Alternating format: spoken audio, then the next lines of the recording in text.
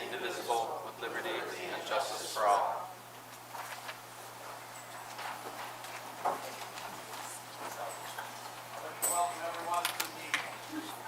Turn on my mic. I'd like to welcome everyone to the October meeting of the Irondequoit Zoning Board of Appeals. Before we get underway, there's a few preliminary matters that I need to review.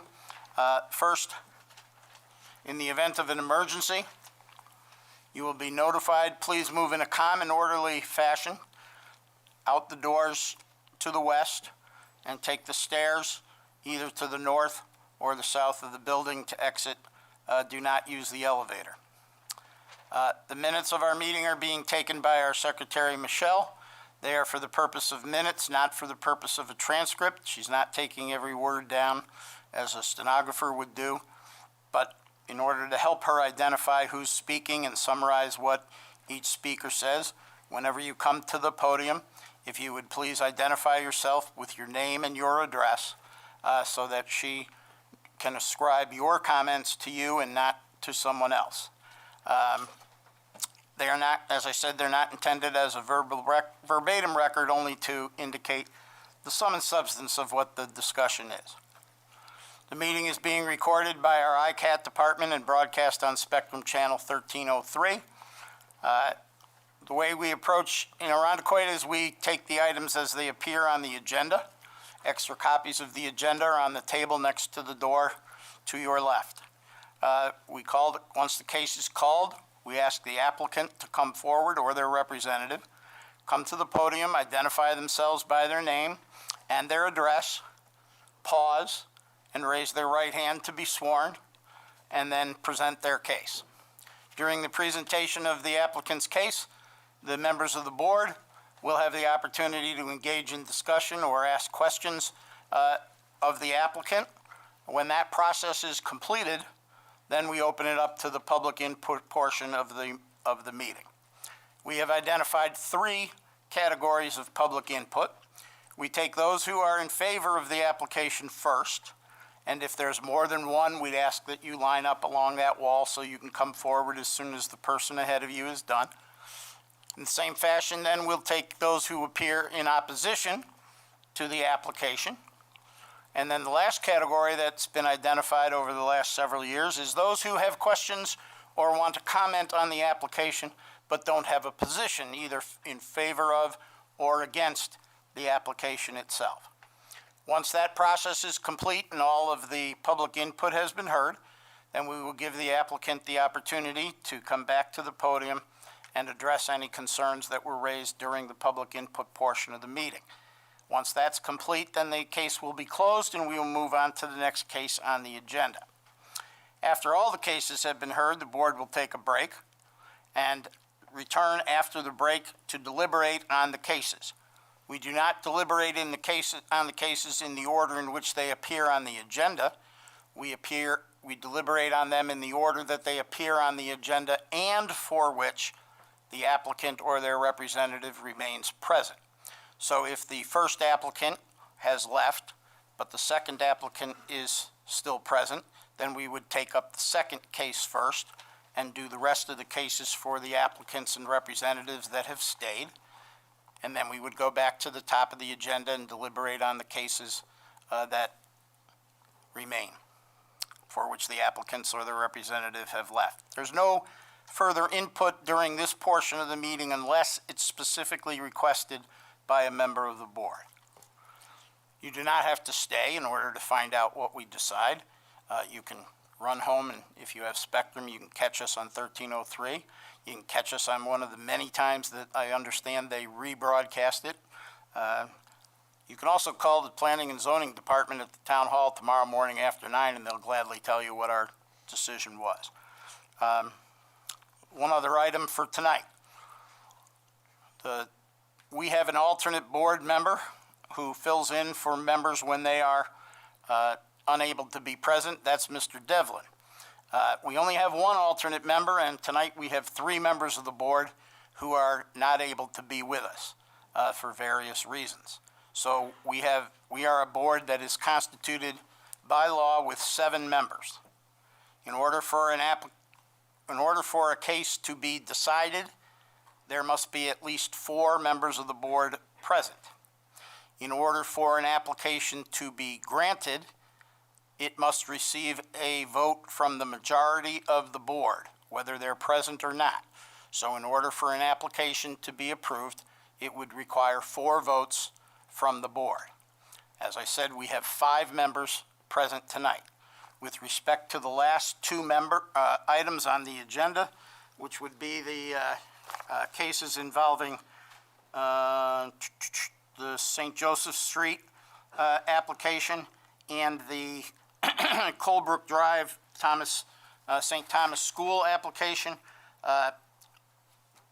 Mr. Evans has identified a potential conflict with McMahon LaRue, and therefore he will not be participating in that decision. So for future reference, that means that with respect to that application tonight and both of those applications, there are only 4 members of the board who will be considering the application.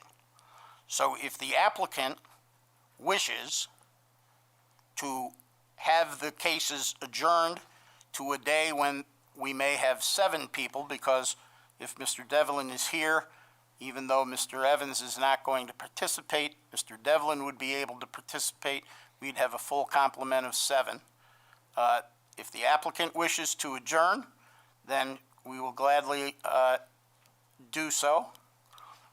With respect to the St. Thomas School application, however, with respect to that application, we will still do the public hearing because I know many of you have been here in the past. You were here last month, the applicant was not, and I told you that we would keep that public hearing open, and we will hear from you tonight with respect to that, even if the applicant decides to adjourn to have 7 members consider it instead of the 4 who will be here tonight and eligible to do so. And if the applicant does choose to do that with respect to that application, we'll keep the public hearing open to the adjourned date because I want to make sure that everyone who wants to be heard has an opportunity to be heard. That's what separates our country from most of the other countries in the world. Everybody, whoever you are, wherever you are, whatever means you have available to you, you have a right to be heard, and we are willing to hear what you have to say. So with that, we will, well, first, let me inquire of the applicant with respect to the Joseph Street application. Do you wish to proceed with simply with the 5 members of the board?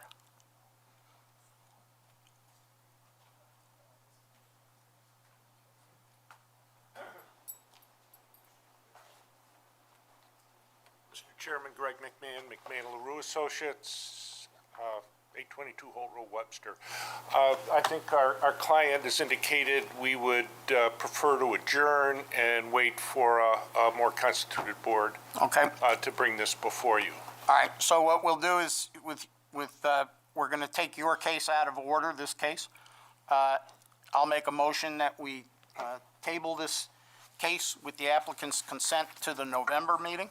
Sir, I just want to remind you that this was also a scheduled public hearing, so I don't know if there's anybody from the public that is here to speak in favor of opposition or on the matter of. Thank you for that. Is there anyone here with respect to that application that wanted to be heard in the public hearing portion? Seeing none, but we'll still have the public hearing in November. Correct. Yes, but thank you for pointing that out to me. There was, I think Mr. Upson seconded the motion. All those in favor say aye. Aye. Any opposed? Any abstentions? Motion carries 5 votes in favor, no opposed, no abstentions. 3 members of the board are absent. So that matter is adjourned. Then with respect to the St. Thomas School application, not that we're adjourning the public hearing, not that we won't listen to everybody who's here, but just to frame the discussion Does the applicant wish to proceed tonight with 4 members, or do you wish to also adjourn to another night when we have a fully constituted board? Mr.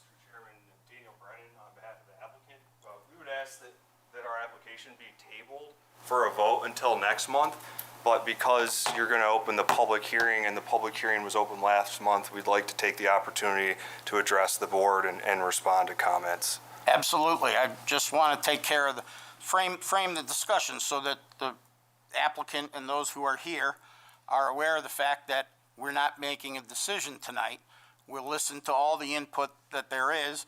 It will also give us more time to take into account the materials that were submitted at 12:30 today, despite the fact that I'd made it very clear at the September meeting that we weren't going to consider anything that was not received by September 27th. And I want to point out that the submission of late materials, it's not to be difficult. The members of this board are all employed. We all work. We're all volunteers. A couple of us are retired, but the retired people have a lot of activities, and some of them are working harder now that they're retired than they were when they were working. And I consider it to be extremely disrespectful to the board to submit materials, extensive materials, late. We put that deadline in for a specific reason, so that we would have time to read them over, consider the arguments, and weigh them with everything. That is why we put the limit on of September 27th. Since the applicant is adjourning the hearing for decision, we will have opportunity to digest all that material that we have not been able to digest in the few hours or less that were available to us to do so today. So you got to pass on that one. But there's anything that is submitted after, let me check the date.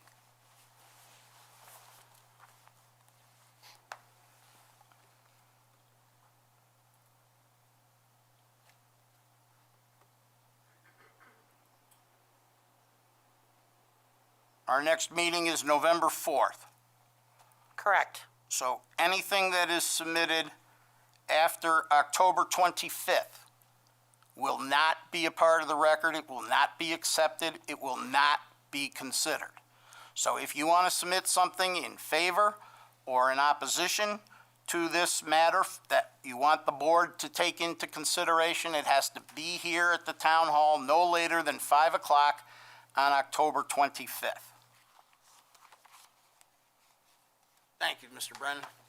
Oh, I'll make a motion that we table this, but keep the public hearing open for tonight on this application. Is there a second? Second. Mr. Devlin seconded. All those in favor say aye. Aye. Any opposed? No opposed. Any abstentions? No abstentions. Motion carries. 5 votes in favor, no opposed, no abstentions. Actually, 4 votes in favor, 1 abstention, because Mr. Evans has recused himself on those 2, so that vote should both be 4 in favor, 1 abstention, no opposed, and 3 members of the board remain absent. Sorry for the interruption. We will now resume our regular programming with the first case on the agenda. Sir, just to reiterate, that was an abstention for the case number, Actually, for both. for both? For One both. abstention? Okay, just wanted to make sure Yes. I got it correct. That would be for both of those 2 votes to table. Thank you very much. So with that, case number ZB 2024-10-01, Land Tech Surveying and Planning, acting as agent for Patrick Leva, is seeking area variances to construct a new single-family dwelling with attached garage with a front setback of 17 feet where 30 feet is required, and a rear setback of 5 feet where 30 feet is required, on premises 397 Rock Beach Road in an R2 residential district.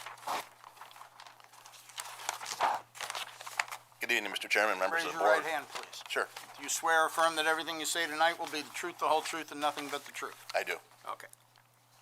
I think I jumped in yep, before you no problem. identified yourself. I'm Good sorry. evening, Mr. Chairman, members of the board. My name is John Sharaba with Land Tech. I'm here on behalf of the Leva family regarding this application. The Leva family has a long history with this neighborhood. They actually live directly across the street where they built a home over 20 years ago and have been an asset to the local community. Soon after buying the home, this lot came up for sale and Mr. Leva purchased it around 2007. This lot is very unique in nature, as you can see from the maps we provided. It's 0.25 acres in size. It's triangular shaped. We have around 164 foot of frontage on Rock Beach Road. It's only 140 feet deep, and we have a back line of about 125 feet. So it's a very irregular shaped parcel. So therefore, when you start looking at setbacks, it gets very restrictive. There's other element of the property that has to be looked at. There's also a storm sewer pipe and easement associated with that pipe that runs north and south on the western third of the property. So that even more restricts the property for development. The reason we're here today is the Leva family has a need for a new home. As families age, seniors need a place to live. So they're looking at options to bring one of their family members close by. And they look to build this home for that person. Not saying that they're not going to sell the lot in the future or some other thing transpires, but that's really the goal. So we are looking for relief from the setbacks for the rear and the side. We feel that this is in the character of the neighborhood. If you're familiar with Rock Beach Road on this side or even further as you go west, the lots are very small. And so it's in the character of the neighborhood. There are no real environmental factors that we're negatively impacting. There is some grading that's associated with a lot. There's a storm sewer system, so drainage has to be addressed, and I think we've done that in the plan, and we'll continue to do that with the town as we move forward with site plan. When you look at a 17-foot setback from the right-of-way, that looks very restrictive, but we're actually 43 feet from the edge of the pavement, so we could park two cars end to end and have plenty of room for access to the driveway. And I think we are deficient of code, but I think with this lot, when you look at it, it does work, and it is self-created because he does want to build on the lot. But as a pre-existing non-conforming lot, I think that this board will hopefully see to it to grant the variances that we're requesting. I also like to add that Mr. Leva is here tonight, can answer any questions that I can if you do need some more information. But with that, I'll take any questions you have. Well, I noticed that the corner of the house is 9.6 feet is the Right. setback in the rear that you're asking for there. But the garage is only 5 feet. What would be involved? I realize it would reduce the 17 feet in the front, but what would be involved in moving the garage forward a little? I noticed that a lot of the other houses on Rock Beach Road, mostly on the other side of the street, have garages that are very close to Rock Beach Road. And I'm thinking that if the garage was able to be moved forward a little bit, it would give more of a room in the back setback. It would be less of a variance. Yeah, just to talk openly about that, this is not the final house design that they have, so there is some flexibility. We also, on the plans that you have, we show a 20-foot easement with that sewer. With some research that I've done, with some neighbors, they gave me, it's actually only 10 feet wide. So we do have some flexibility, Mr. Chairman. If you were to say, give me a number like a minimum of 7 feet or something like that, if that was something you're comfortable with, I think we can work with that. I also like to point out, I did take the opportunity to meet with Rob and Kim, who own the house directly to the west, and went over the plan with them. I know they're here tonight and could speak to this as well. I was thinking more along the lines of like 9.6 or 10 feet, like the corner of the house, so that it's kind of even along that back line. If we can go with a 9 foot, I think we can probably work with that. I think.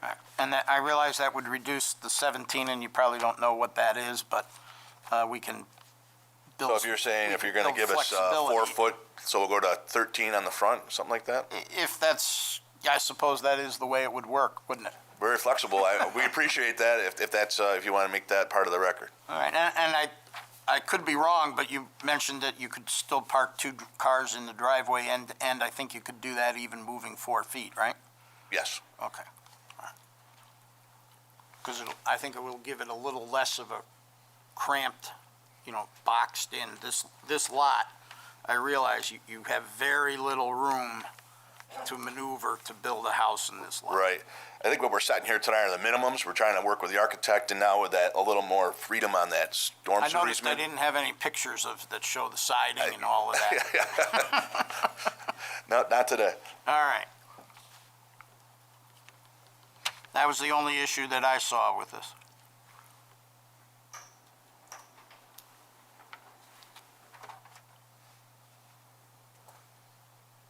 Any other questions from the board? Yeah, is it going to be set into the slope a little bit, or is it, because it seems like Yeah, it goes way down? You've got a great eye. So there's about a 6-foot change in grade. We're going to dig the garage into the lower level. So the garage will actually be about the same elevation as the basement. So you have to walk up Okay. and keep that grade and use the garage as a retaining wall. Okay, thank you. Yep. The hill goes down from there, right? Yep. So we'll be digging into the earth for the garage. But the And for the house as well? house will be a little more conventional in nature. You'll see 2 stories. Drops down, the way I'm reading it, about 4 or 5 feet Correct. from one end of the house to the other. Yep. So it almost makes like a walkout on that one side. All right, so that's probably what you're going to end up doing, is having a walkout on Yeah. that side, so the basement and then the house would sit on top? Okay. Yep. And we're aware there's some, if you look at that, talking about the storm sewer, and I know this board's not your purview, but there are some, that storm system does get overcome, so we got to make sure that we take care of any drainage issues. We'll probably be adding another catch basin, and I'll work with the town on that.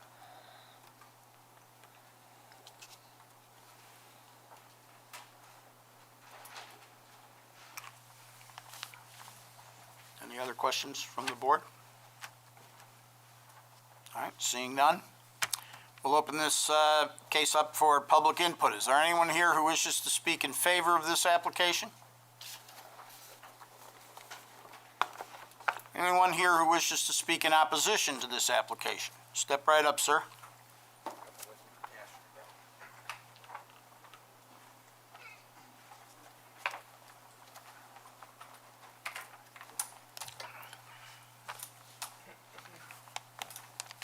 Is it appropriate if I appear with my father, but Of course. as an attorney too? Well, this is the public input portion. Okay. So there's no, let me clarify that for all of you who are present and those who are watching. The placing the applicant under oath is a remedy that we've put in place because many years ago, we had an applicant that we relied on information that turned out to be at best inaccurate, at worst misleading or false. And we were told that there was no remedy available to us in terms of the applicant misleading us and giving us bad information. So the remedy that we put in was we swear the applicant, and then any statements that the applicant makes that are false or misleading are actionable if that's appropriate. So public input is for citizens in the town and the community who have an interest in the applicant, in the application, to come and express their views, an ancient preserved right under our Constitution. And you're free to express any opinion you want. It could be something that you actually believe in. It could be something that you're trying to persuade us to that you don't believe in at all. It doesn't matter whether it's true or untrue, misleading, disinformation, not relevant. It's your opinion. So there's no swearing of people during the public opinion portion. So you may proceed, sir. Hello, my name is Greg Pike. I live at 249 North Crest Drive. This parcel backs up to my backyard. I'm the one that the 5-foot variance will affect the most, or only.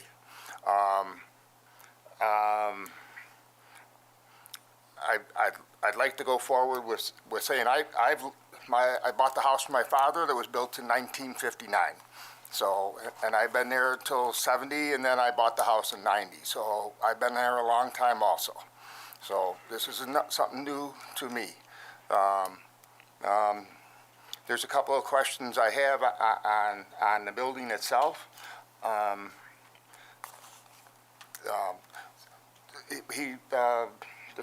The former person here talked about the drainage in the area.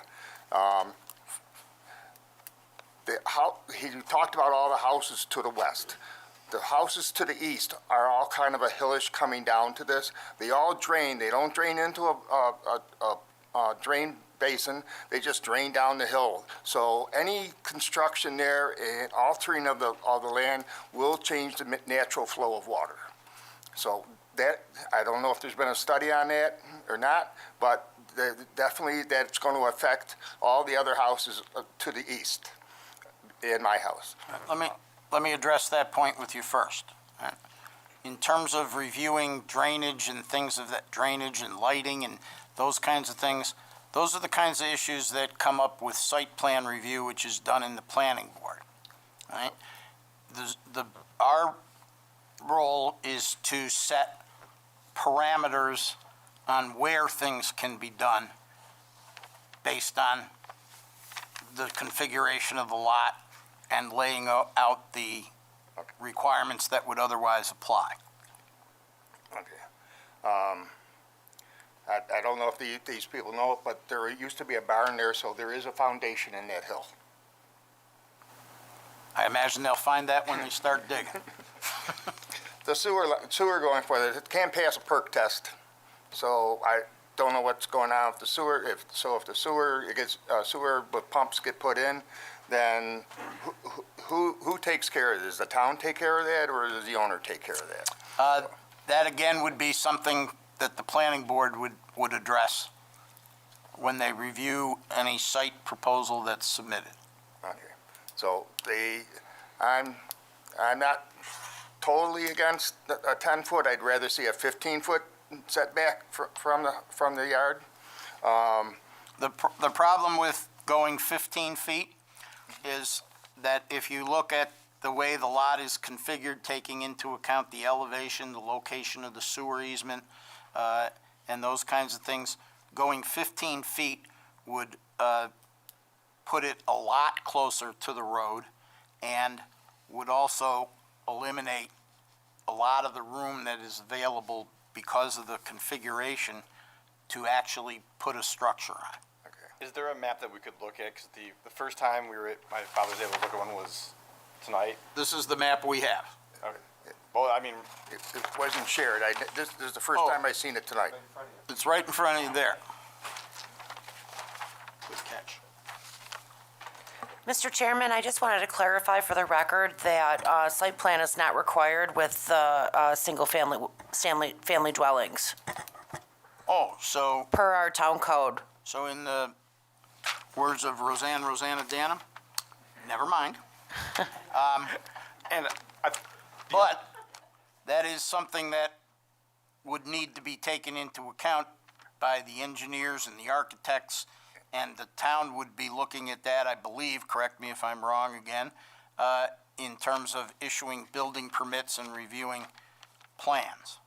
Correct. It would be in the building department in accordance with the Department of Public Works. Okay. I just have a quick question. So if it was moved up 5 or 4 feet to 9 feet, or maybe 5 feet to 10 feet, would the back of the house also be moved up, or would just the garage be being moved up? Just the garage. Okay, so that leaves like the back of the house still at 9.6 feet, kind of coming onto his backyard also. Yes, I'm looking at it, and it appears to be quite even that, with the number of feet that appear to, from this map, to be between your house and the property line. It seems to me that's a fairly extensive distance. Nothing's in the way of that. And moving it up to the garage so that that's back, I think, probably given the configuration of the house, the configuration of the lot, to me, it appeared that that was probably the most that we could do in terms of compromising the setback, but also recognizing the building limitations and restrictions. I mean, if the owner can do it 15 feet, that'd be great. might not require that, but that changes it. I'm looking at this, I don't see the sewer right away. Sewer right-of-way is off to the Oh, that's left the of the house. It drain. says That's the drain. reputed I see it now. 20-foot I storm see it easement, now. sewer easement. Yep, I see it now. So that's 14 feet right now. You could possibly move the whole system sideways also. Well, the only thing with moving it sideways, and again, that would be up to the applicant, Yeah. is the So, slope. you got anything? I was just gonna go through the 5 factors real fast. Sure. Put it on the record. For the first factor, whether an undesirable change will be produced in the character of the neighborhood, I think what he's mostly worried about is going to be, well, 5 feet is really I'm close. sorry, can I have your name for the record? I'm Zachary Pike. Thank you. All right. I believe the drainage is going to be an issue. And could impact the houses also to the east of him on Norcrest, because they all, again, come down that hill, as well as Rock Beach Road. Whether it could be sought and achieved a more feasible method, I think that's what we're discussing here. So I think at least pushing that somewhat would be more feasible. Whether the requested variance is substantial at the 5 to 30 feet, I do believe that is substantial. The adverse impact on the physical or environmental conditions of the neighborhood district is, we stated, the drainage. Also, is this going to be a 2-story house or a 1-story house? I'm sorry, is it? We'll ask that question. The comments are directed to the board, not to the Oh, applicant. I'm sorry. That's all right, but we'll ask that. I didn't mention that earlier, and I should have. I think how tall the house be will also impact it, because as my father said, they've lived there since '59, or as a child in 1959. It is a clear view towards the lake. A house behind that will impact that and of the houses around it. And finally, whether the difficulty was self-created, it is a house being built there where nothing else exists previously. Okay. So I just think possible. I think my dad's willing to work to figure something out, but like currently the plans is it would be create more harm to the neighborhood than the benefit. My experience with Mr. Sharaba is that he's open to working with people to a Okay. point. To a point. Well, isn't everyone? Yes. Well, some people, the point is a lot closer than others, but he's pretty good about that, is my understanding, and I'm sure he's interested in speaking further with you. Not that I'm speaking for him, but just my understanding from working with him in the past. I'd like to mention also that Rob and Kim, someone came and talked to them about it, but my lot's only 20 feet less lot line to them. No one came to me and talked to me about it, so. According to my zoning professor in law school, that would be a major faux pas. Yeah, so. All right. Thank you. All right, is there anyone else here who wishes to speak in opposition to the application? Anyone who would like to talk to us about the application that's neither in favor or opposed? Seeing none, we'll let Mr. Sharaba come back to address the points that were raised by Thank you, Mr. Chairman. the Pikes. I appreciate the historic knowledge that Mr. Pike has regarding the property, and as you said, we will continue to work with him. I believe that the parameters the board has set in place with the 9.6 setback works well with us, and moving it up for the, I believe it's 17 feet or 13 feet that we discussed earlier. Drainage, I touched briefly on it. We are at the edge of Lake Ontario here. The town of Runniquoit has major storm structures that this lead to that are, if you could look on my plan, we've labeled those. They actually go right through, they go north and right into the lake. So this is the terminus of the storm sewer system from Norcrest Drive, Rock Beach Road. And so there's a lot of water going through there. So we're aware of it. Actually, I've seen video of an issue there. So we'll work with the town and make sure that the drainage is addressed. I don't see if there's any way that we can negatively impact the Pike property. He mentioned perk testing and things like that. The town of Runniquoit, I don't know if the board's aware of this, but about 15 years ago ran a sanitary sewer force main down Rock Beach Road. So all those houses are now on public sewer. So we will be tapping into that with our own lift station, private lift station. They did mention a barn. I imagine that barn that was built there at some point blocked the view pretty substantially at one time. We don't want to negatively impact Mr. Pike's view, but I don't know if we can regulate views at this point. But I will, like I said previously, that the house plan is not fully designed, but I'm glad the board has put parameters on so that we can work with those and gives us a little flexibility. I am going to tell you that the house could be 2 stories, but we will not request a height variance to be courtesy to the neighborhood. And they mentioned Rob and Kim. I do have a personal relationship with them. I ran into them, so I said, hey, I'll stop over. That's the reason why I met with them. And that's all I have to say. All right. We will close the, Just one other comment to address this question. The private pump station, there's this pump station that'll be privately owned. Yeah, it's one of the E1 pump stations that'll go in there. all right, so we will close the hearing with respect to this matter. Move on to the next case on the agenda. Which is case number 2024-10-02. Land Tech Surveying and Planning, acting as agent for Gail Huntsberger, is seeking area variances to construct a new single-family dwelling with a front setback of 6 feet, where 30 feet is required, and a rear setback of 16 feet, where 30 feet is required, on premises 89 Anchor Terrace in an R2 residential district. Do you need to swear me in again, or are we good to go? No, we should do it again. Do you swear or affirm that everything you say tonight will be the truth, the whole truth, and nothing but the truth? Yes, I do. Okay. Good evening, John Sharab again with Land Tech. I'm here of the owners of this property. Also in attendance is Mr. Jeff Kern, who is the developer of the property. Jeff was asked earlier this spring by the owners to shore up their house. The house has been out of level. As we all know, some of those houses on the terraces are very, very old. And so he went over there to look at the job, and the house is basically floating on 4x4 posts and not very structurally sound.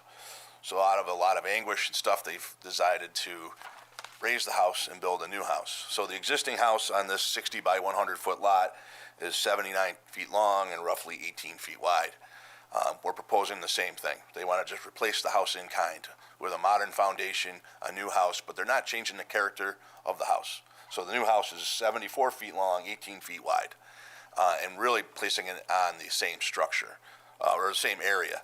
The house currently is set back at 9.4 feet from the right-of-way.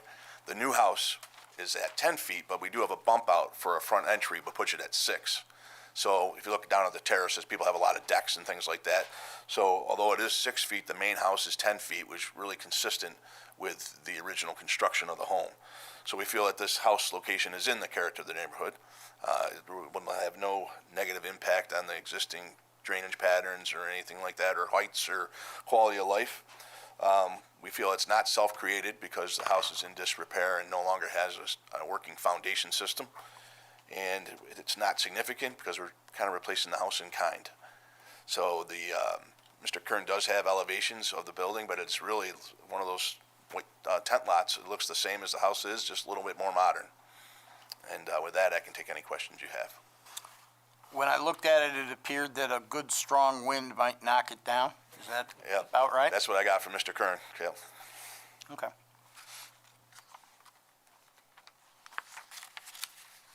I'm good. Any questions from the board? One question. Are you planning on a garage? No.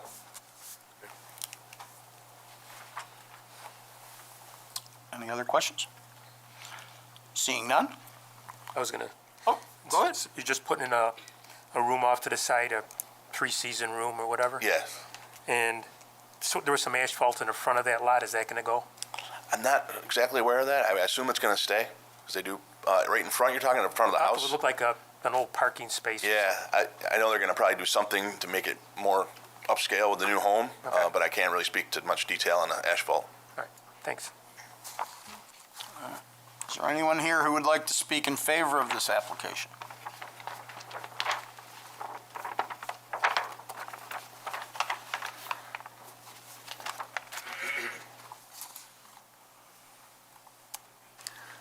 Tim Camp. I got 2 notices, 103 Anchor Terrace and 309 Lakefront. take your pick.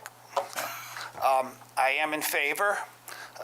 It really doesn't impact me. They're like Land Tech gentleman said, it's going to be basically on the same footprint that it's already on. And you're right, it's a good wind might knock it down. So all the hazardous materials have already been removed earlier. It's just getting these variances, which really isn't going to change, I don't believe, anybody's view because it's on the same footprint. I'm north of them, so it's not affecting my view of the lake at all. So I'm in favor. They're living right next door to me in a little tiny house that they also own, and they're very nice people. So I hope you approve this application. Thank you, sir.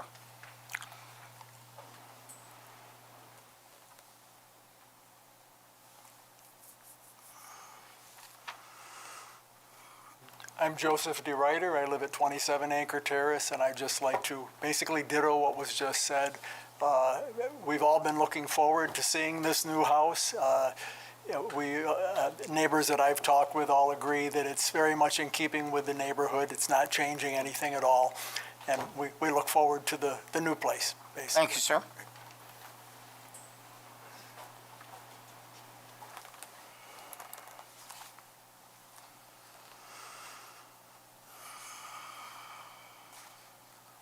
My name is Jeff Curran with Curran Construction. I'm at 5838 South Centenary Road in Williamson, New York. I'm the contractor that recommended to build a new house. As I inspected the posts that were underneath the existing house, some weren't even attached anymore. There wasn't a door you could shut in their house. Everything had cocked and twisted, and the windows couldn't be opened. Not to mention the rods. A lot of the floor joists were no longer.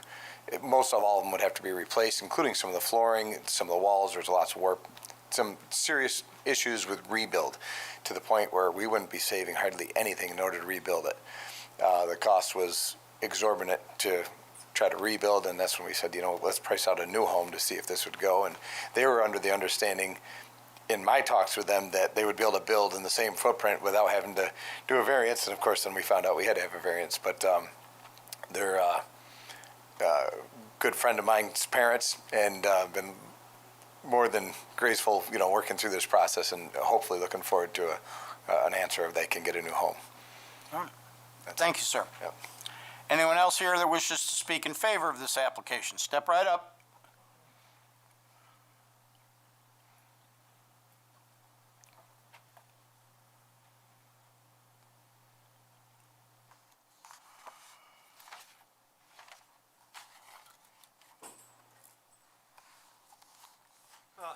Tim Gray. Hi, Jim. Hi. I have been here in the neighborhood there for 41 years, since 1941. So I've been down there a while, and I've watched things come and go, and they've changed. I own a number of properties in Arundequite, and based on the fact that they own all three properties there, or did at one time, I'm amazed that they're staying as small as they are. Gail has done an excellent job of upkeep. Her gardens have been beautiful, and they're good neighbors, and I definitely am in favor of it. If my math is correct, that would be 83 years Yeah, that you've been there? just after the war broke out, and my father was transferred to Rochester. It probably makes you the senior member of the neighborhood, I would I would think. say so, yeah. Yeah, And I've okay. owned a business down there for a number of years. Used to be known as Timmy's Grocery. All right. Sir, just for the record, your address, please? 88 Anchor Terrace. 88. Thank you very much. Yeah. Anyone else here to speak in favor of this application? Is there anyone here who wishes to speak in opposition to this application? Step right up, sir.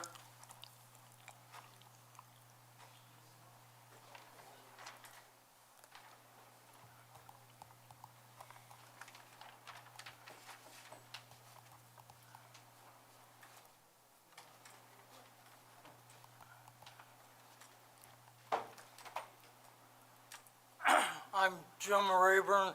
It's my wife Elaine. We live at 81 Anchor Terrace, which is directly south of this property. I don't have any objection to having a new building built, but we do object to it going closer to the road. Right now, we can sit in our dining room and look down at the lake. And if I don't have any objection to have moved the setback to the west, in other words, less setback in the rear and not extend it towards the road. That's our only objection. And then another thing he mentioned about putting a porch on the front. If he puts a porch on the front, then the next thing they'll do, they want to enclose that. That'll be another impedance to the view, which I hope you will consider that. And we've lived there for 55 years at 81 Acre Terrace. You're directly south of That's correct. the applicant? That's correct. According to the map, if I'm reading it correctly, that's number 93 Anchor? No, that's You're on the north. wrong way, sir. All right, all right, all right. They're 89. It should have been 87, but they made it 89. Got two 93s on the map. One to the north, one to the south. So your 81 is the one to the south. Right. 81. Now, if I'm looking, 75, if you want to count that too. all right. You're somewhere between 75 and 81. Yep. Okay.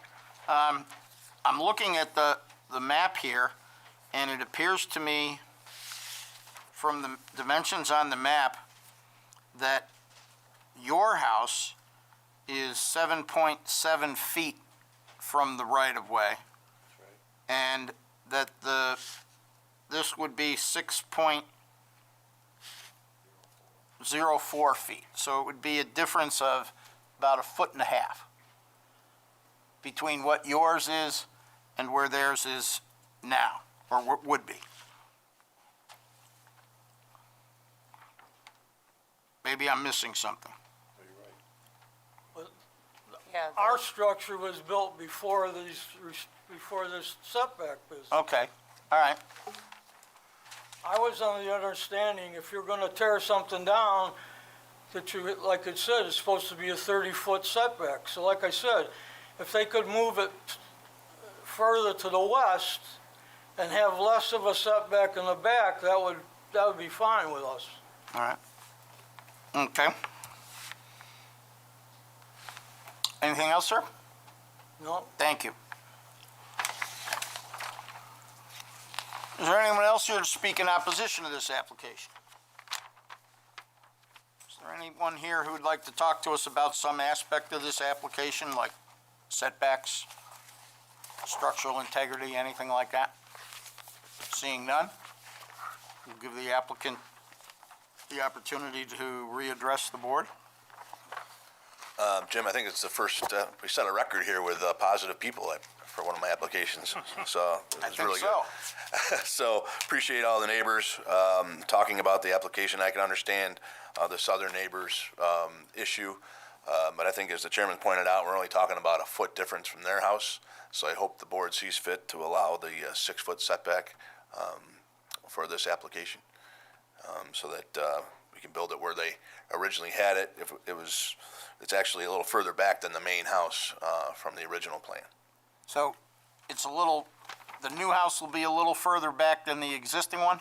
Yeah, so if you take that porch off, it was at the existing house is 9.4 feet off the road, and we're gonna be 10 foot off with the main house. But with the addition of the porch, we're 6 foot off the road. And when you say a porch, what you're talking about is a door that comes out? It's an entry. An yes. entry? Yes. Okay. All right.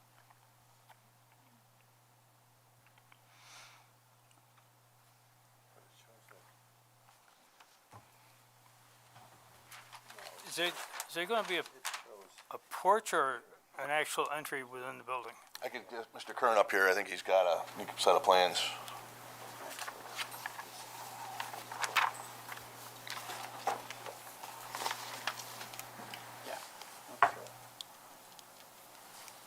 So It is, it's not part of the it's not part of the block foundation of the house. It would be on piers, but it would be a covered porch entryway. Would it be open on the sides? It'd be open on all sides. It'd have a shed roof over the top. I have architecturally, if picture you'd it like now. to see them. So you'd have like You have an two elevation? posts at the east side supporting a roof that's attached to the house, is that right? Showing that right there. Yep.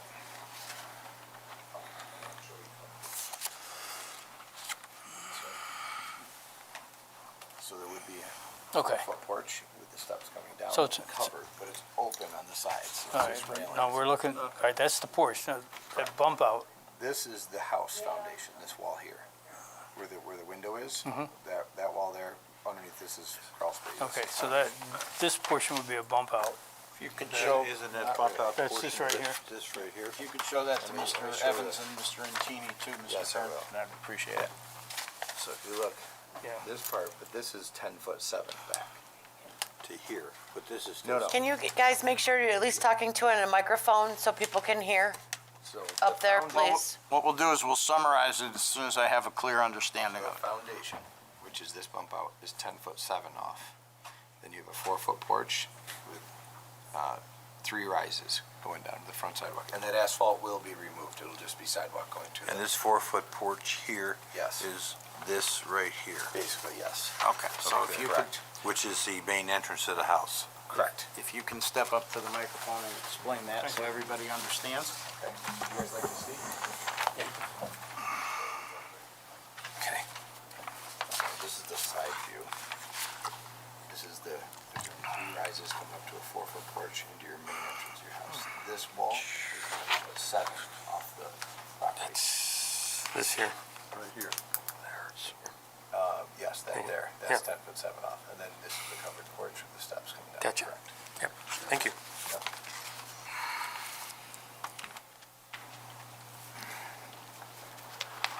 So to reiterate, the foundation of the house is 10'7" setback. Then you have a 4-foot open porch with a roof over it, but the sides are all open, railings, with 3 rises going down to your sidewalk. The asphalt will be removed in front of that house. It'll just be a concrete sidewalk to the sidewalk. Okay? Thank you for clarifying that. Yep. Thanks, sir. Mr. Sharaba, anything further? Oh, thank you. No, thank you. Thank you for the opportunity. So this case is closed. We'll move on to the next case on the agenda. Have a good night, gentlemen. Good night.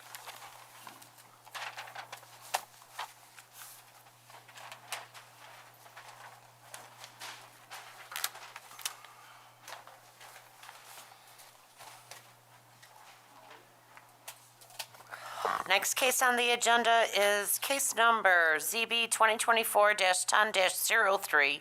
Matt and Heather Falcone are seeking an area variance to allow for the installation of a 6-foot-high fence on a vacant lot where town code only permits 4 feet high on premises 149 Leland Road in an R1 residential district.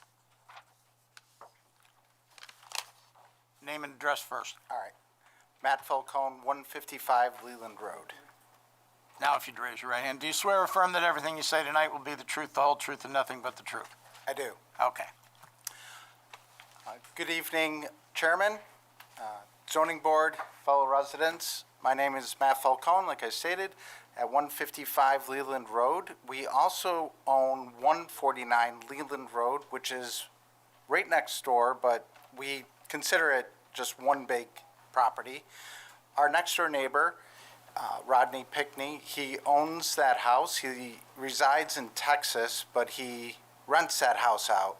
So we were, this is going to be a lot less complicated than the prior two. We're just asking for a 2-foot variance on a privacy fence. And if I understand your application correctly, you're not looking for that fence to come out to the road. No. Nope. It's going to come to what would appear to be maybe even with the back Correct. of your house. And then we're going to drop it down to a 4-foot fence for another 29 feet to be exact. All right. So, and Ms. Nichols can correct me if I'm wrong, but I believe that if this were one lot, under the code, you would be allowed to have that 6-foot fence extending up to your rear foundation. Correct. And it would have to switch to a 4-foot, which is exactly what you're proposing to do. That is correct. Okay. Also, I do want to add, on the backside of 149 Leland Road, there is an existing 6-foot fence that we installed in 2018 that is there. So we were just hoping to extend that down Okay. the property line. All right. Any questions from the board? Seeing none? Open it up to public input. Is there anyone here who'd like to speak in favor of this application? Anyone here who'd like to speak in opposition to this application? Anyone who'd like to talk to us about vacant lots, fences, anything like that? Seeing none, we'll close the hearing with respect to this case. Thank you, sir. Thank you. Move on to the next case. Next case on the agenda is, where are we? Sorry, my apologies. 04? 04, case number ZB 2024-10-04. Michael and Lauren Reed are seeking area variances to allow for the reconstruction of an existing front porch with a front setback of 15.75 feet, where 30 feet is required, and a side setback of 4.5 feet, where a minimum of 5 feet is required, on premises of 454 Pert Avenue in an R3 residential district.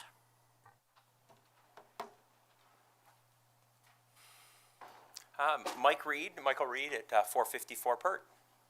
Raise your right hand. Do you swear or affirm that everything you say tonight will be the truth, the whole truth, and nothing but the truth? I do. Okay. We are requesting a side and front setback variance to basically rebuild an existing porch. What we have, the posts have all rotted out and the entire thing is beginning to just sag, and we went under it a few times and shored things up, and it's just gotten to the point where it needs to be replaced. And it's a pre-existing non-conforming building. You wouldn't be able to build on the lot that we're on now. It's already too close to the road, so we just need to request that setback of 15.75 feet, which is exactly what it already is. When I looked at it, this is an entirely enclosed porch It is. that looks like it's part of the house, right? Yes, it was a open air porch, and sometime back in the 50s, someone just took wainscoting on the inside and closed off the balusters, and it does not hold heat, and we're trying to actually make it be part of the living space. Okay.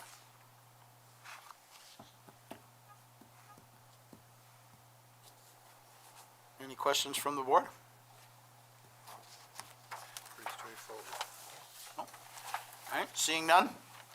Is there anyone here to speak in favor of this application? Anyone here to speak in opposition to this application? Anyone who'd like to talk to us about porches or anything like that? Seeing none, we'll close the hearing with respect to this case. Thank you, sir. Thank you for your time. Next case on the agenda was adjourned at Correct. the request of the applicant, and there was nobody here who wished to speak in reference to that application, so that case is, we'll move on to the next case on the agenda. Next case on the agenda is ZB 2024-09-03. McMahon LaRue Associates, acting as agent for 43 North Real Estate, is seeking area variances to allow for a reduced side setback of 0 feet and reduced off-street parking requirement for the redevelopment of existing building into 22 apartments and 6,000 square feet of commercial space on premises 4530 St. Paul Boulevard, otherwise known as 41 Colebrook Drive, in an R1 residential district.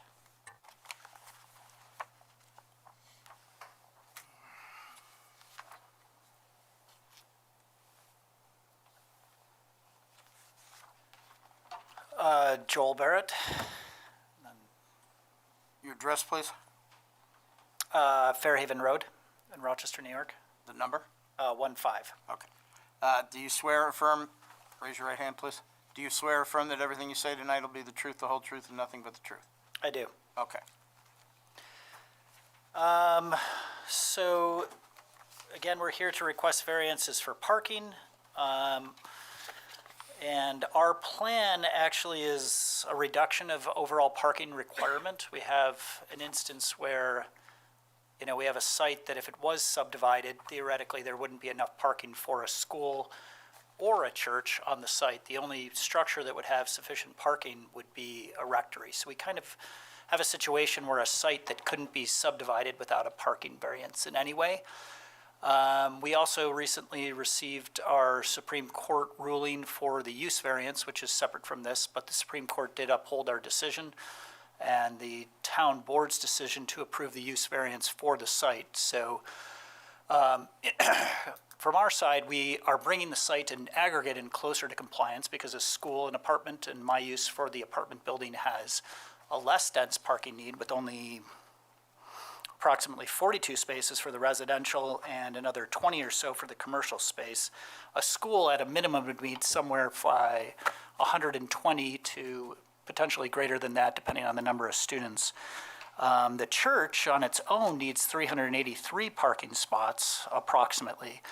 Right now, there's really 204 parking spots on the entire site. So, we're really in a position that a financial hardship has been evidenced to be created. It's been approved by the board. It's been upheld by the Supreme Court. It has been appealed by the Latin Mass group. And so there is still an ongoing court case for this. But the Supreme Court did rule in our favor on all 4 of the use variance accounts. So we're really in a position that if we created a financial hardship and not allowing a subdivision, that would kind of further exasperate the financial hardship, or a subdivision due to parking.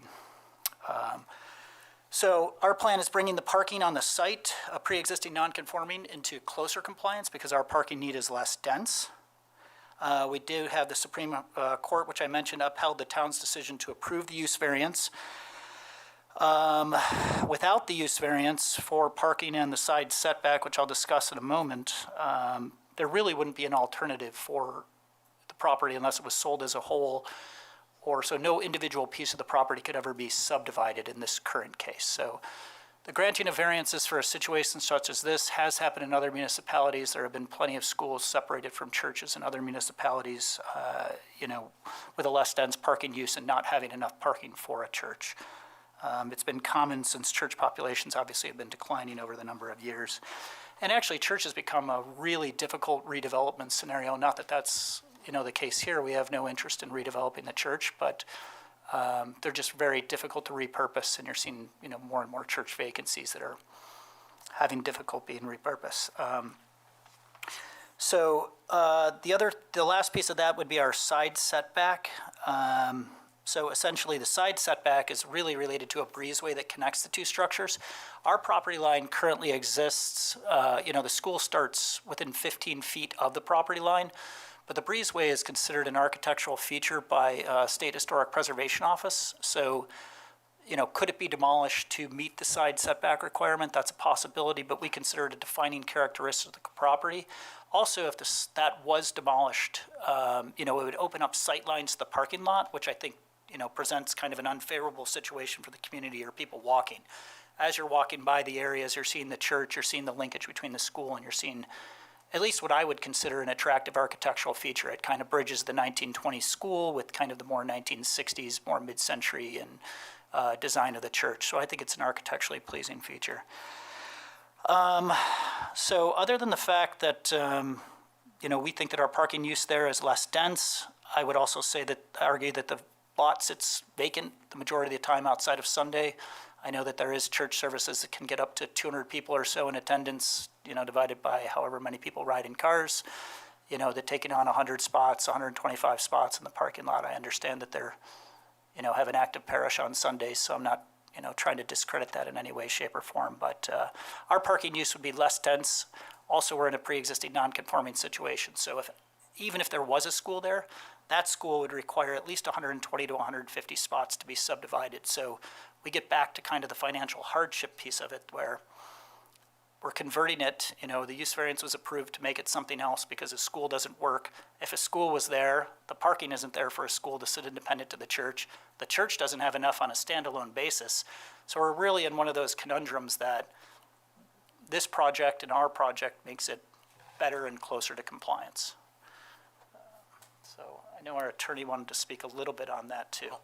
I had a question for you. Yeah. I should have asked you at the beginning.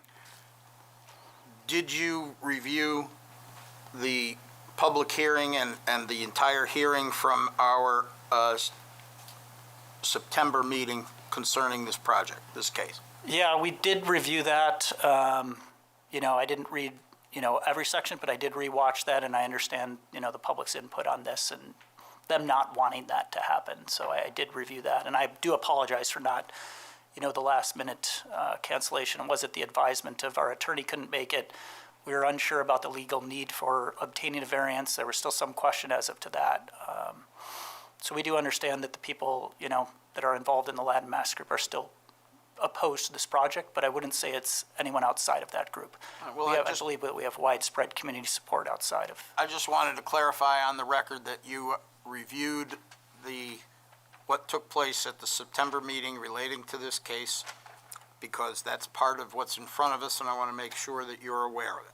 Yes, I am. All right. I was watching that.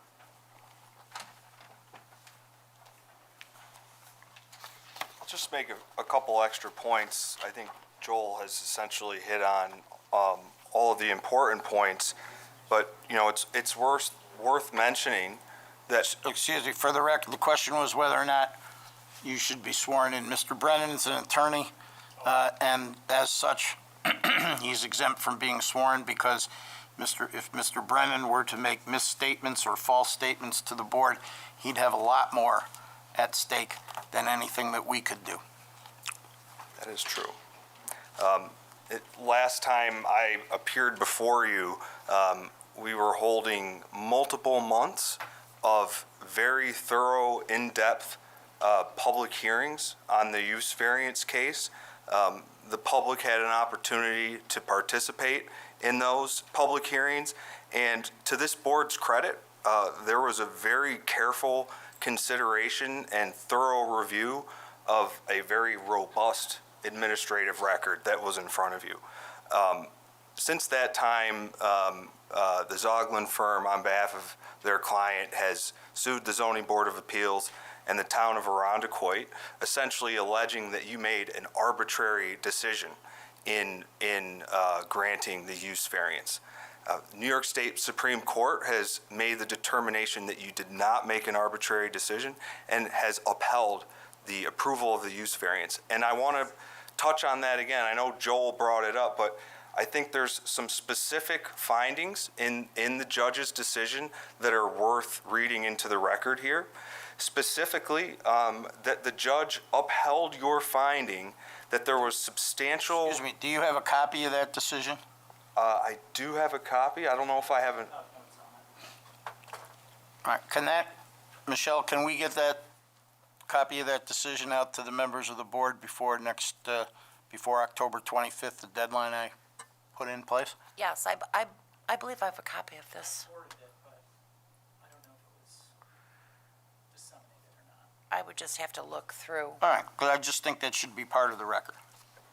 Sorry to interrupt. Go ahead. No, not at all. I think that's actually an important point, because I think that this decision is arguably binding on this board tonight. And I'm going to refer to page 8 of the decision, where the court notes that the Zoning Board of Appeals found that the essential character of the neighborhood would not be changed by the granting of a use variance.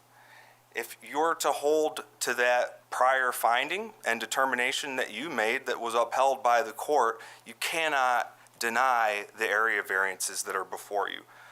The court also specifically upheld your determination in the use variance proceeding that the project would arguably enhance the neighborhood. You went farther in that use variance case in saying it's not just that we're not changing the character of the neighborhood, but that the redevelopment of this property, the fixing the historic building and reoccupying it would be a benefit to the neighborhood and would enhance it. I think we're a little troubled by the comment that the Supreme Court decision requires us to take a specific action.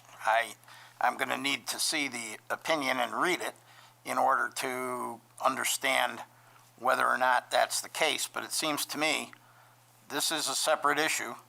It's a different kind of a variance, and I believe that as long as we don't act arbitrarily and capriciously, and as long as we make sure that any decision we make has a substantial basis in the record, that we're free to decide it the way we feel the evidence and the testimony at the hearing leads us to.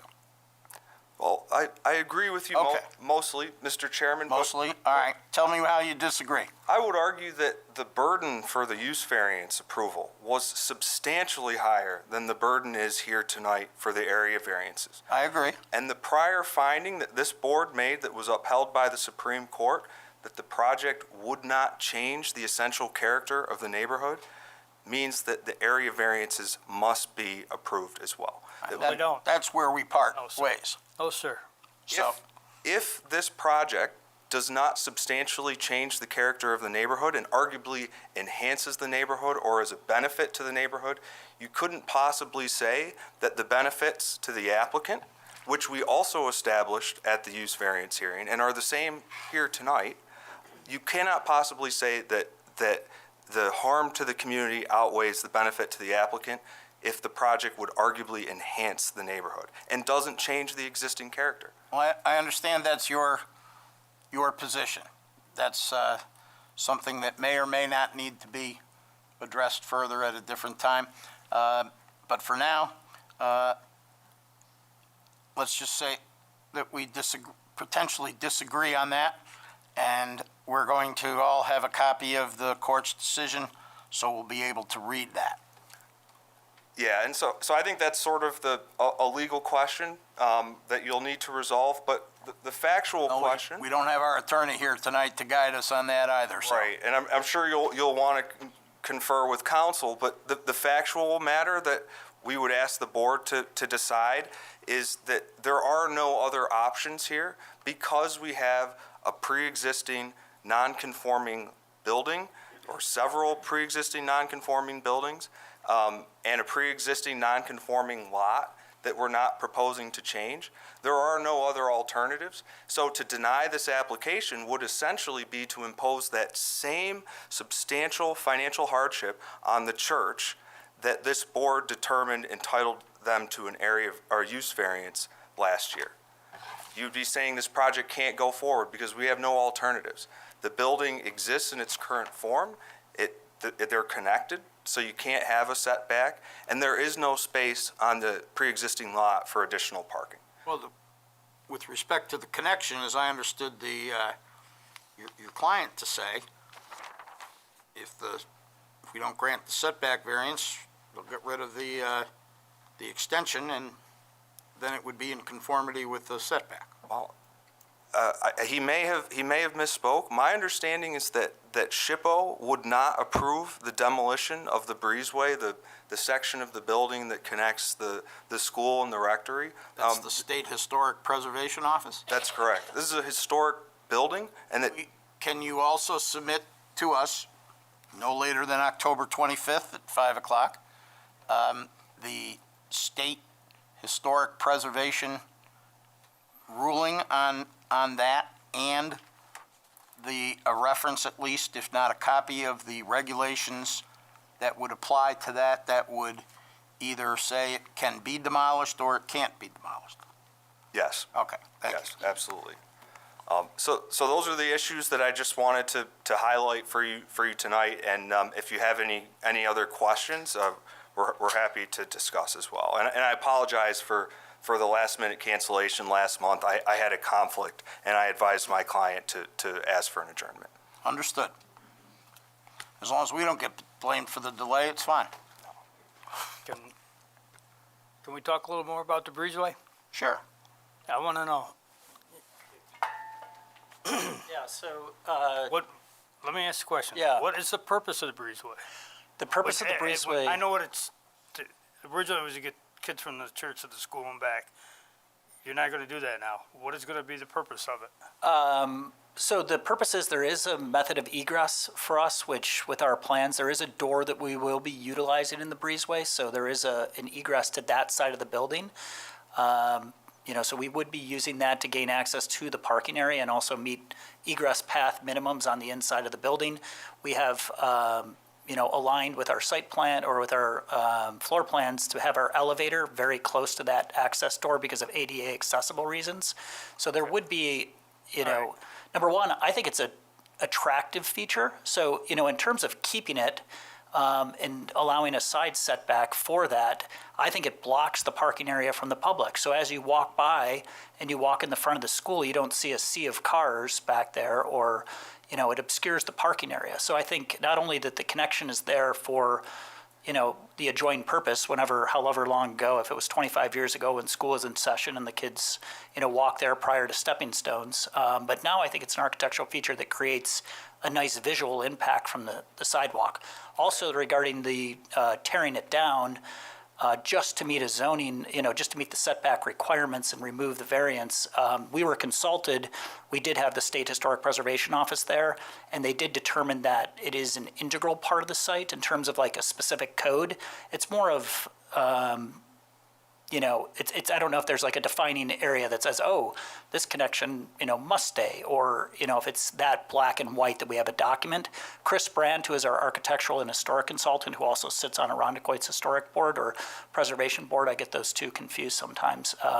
He also, and he did mention that he would potentially write a letter or speak to it, but he was the one that referenced that as a defining characteristics of the property as a whole. So that we feel that that's just an integral architectural fabric of the property, and to keep it consistent, not demolish a structure that has purpose and is attractive. So I guess, if I understand you correctly, it's going to be used for egress from the school out to the parking lot. So it's going to stay in your plan. It would stay, and the other half wouldn't be used.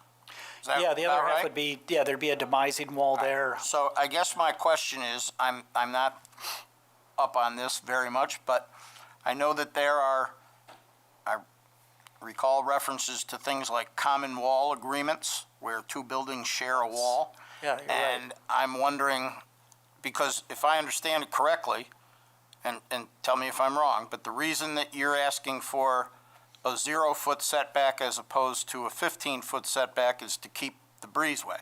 Yes, Because the breezeway violates the setback.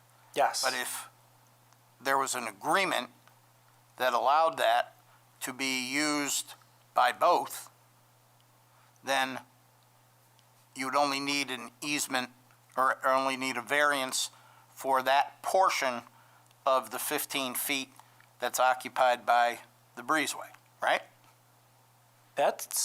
Yeah, so we do have a maintenance agreement that we have as, if we were to seek it, if this was to ultimately get approved, or we had site plan approval at, a planning board meeting, there was a few, that the diocese we had agreed to in substance, like, hey, if the roof leaks on this shared structure, what do we do?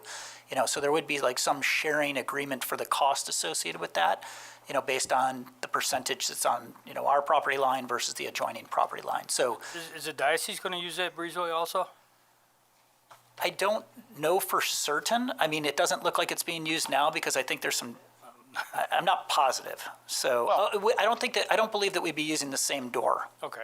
Well, there's a door that comes from the school that enters the breezeway, correct? Yes, There's a door that comes from the church that enters the breezeway. that's correct.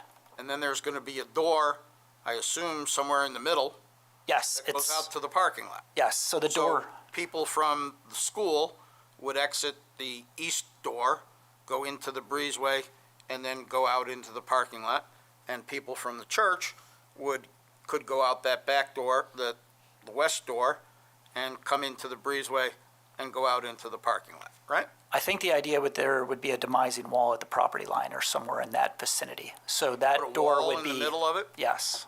Oh, okay. I don't know positively that that's the answer. I mean, if the diocese or, the users of the church, if the group, Latin Mass group said, hey, we would like to use this and share it, I don't have an issue with that. It's just, I'm not trying to, take any more than what was allotted. It was just a door that's there, and it's the only way that we can get onto the west side of the property from the parking lot without walking around, and it's the most ADA accessible door. It gets us in on grade, and it allows ADA access, which is, obviously in residential code and all code now, to the elevator. So that was the purpose of the need for that door and the breezeway. And I also think it's a nice defining architectural feature that our historic architects in our State Historic Preservation Office have attached themselves to, or, it's part of the historic fabric of the property. So exterior modifications to the building are more difficult to make happen in the National Historic Register world. So I would prefer to keep it. If the church or Latin Mass groups wants to use it, I'd be happy to allow them to use it. I have no issue with that whatsoever if it's a shared. But I guess the plan with the diocese, or at least with the diocese architects and Father Gagno, was to demise it because it's currently chained up and it's not being used. Those doors are all locked and chained right now.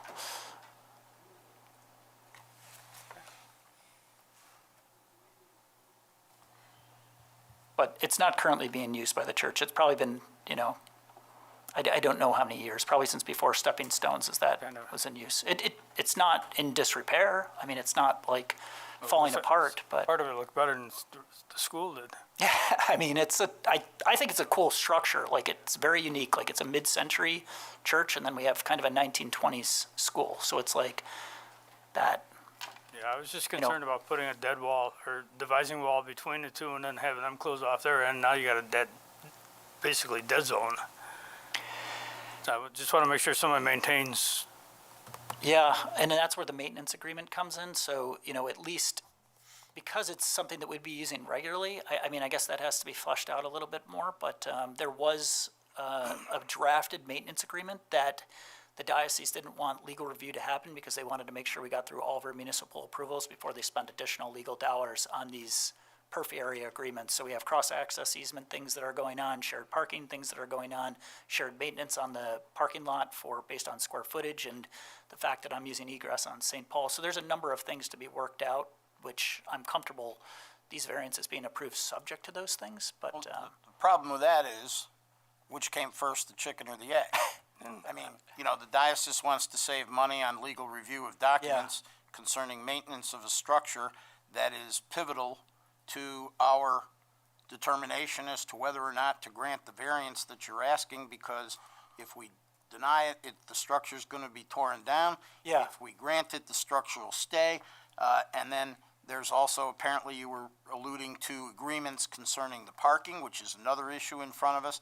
I think we need to see those agreements. Okay. And what the terms of them are in order to say, is granting these variances a feasible option? Assuming that the Supreme Court hasn't foreclosed us from doing that.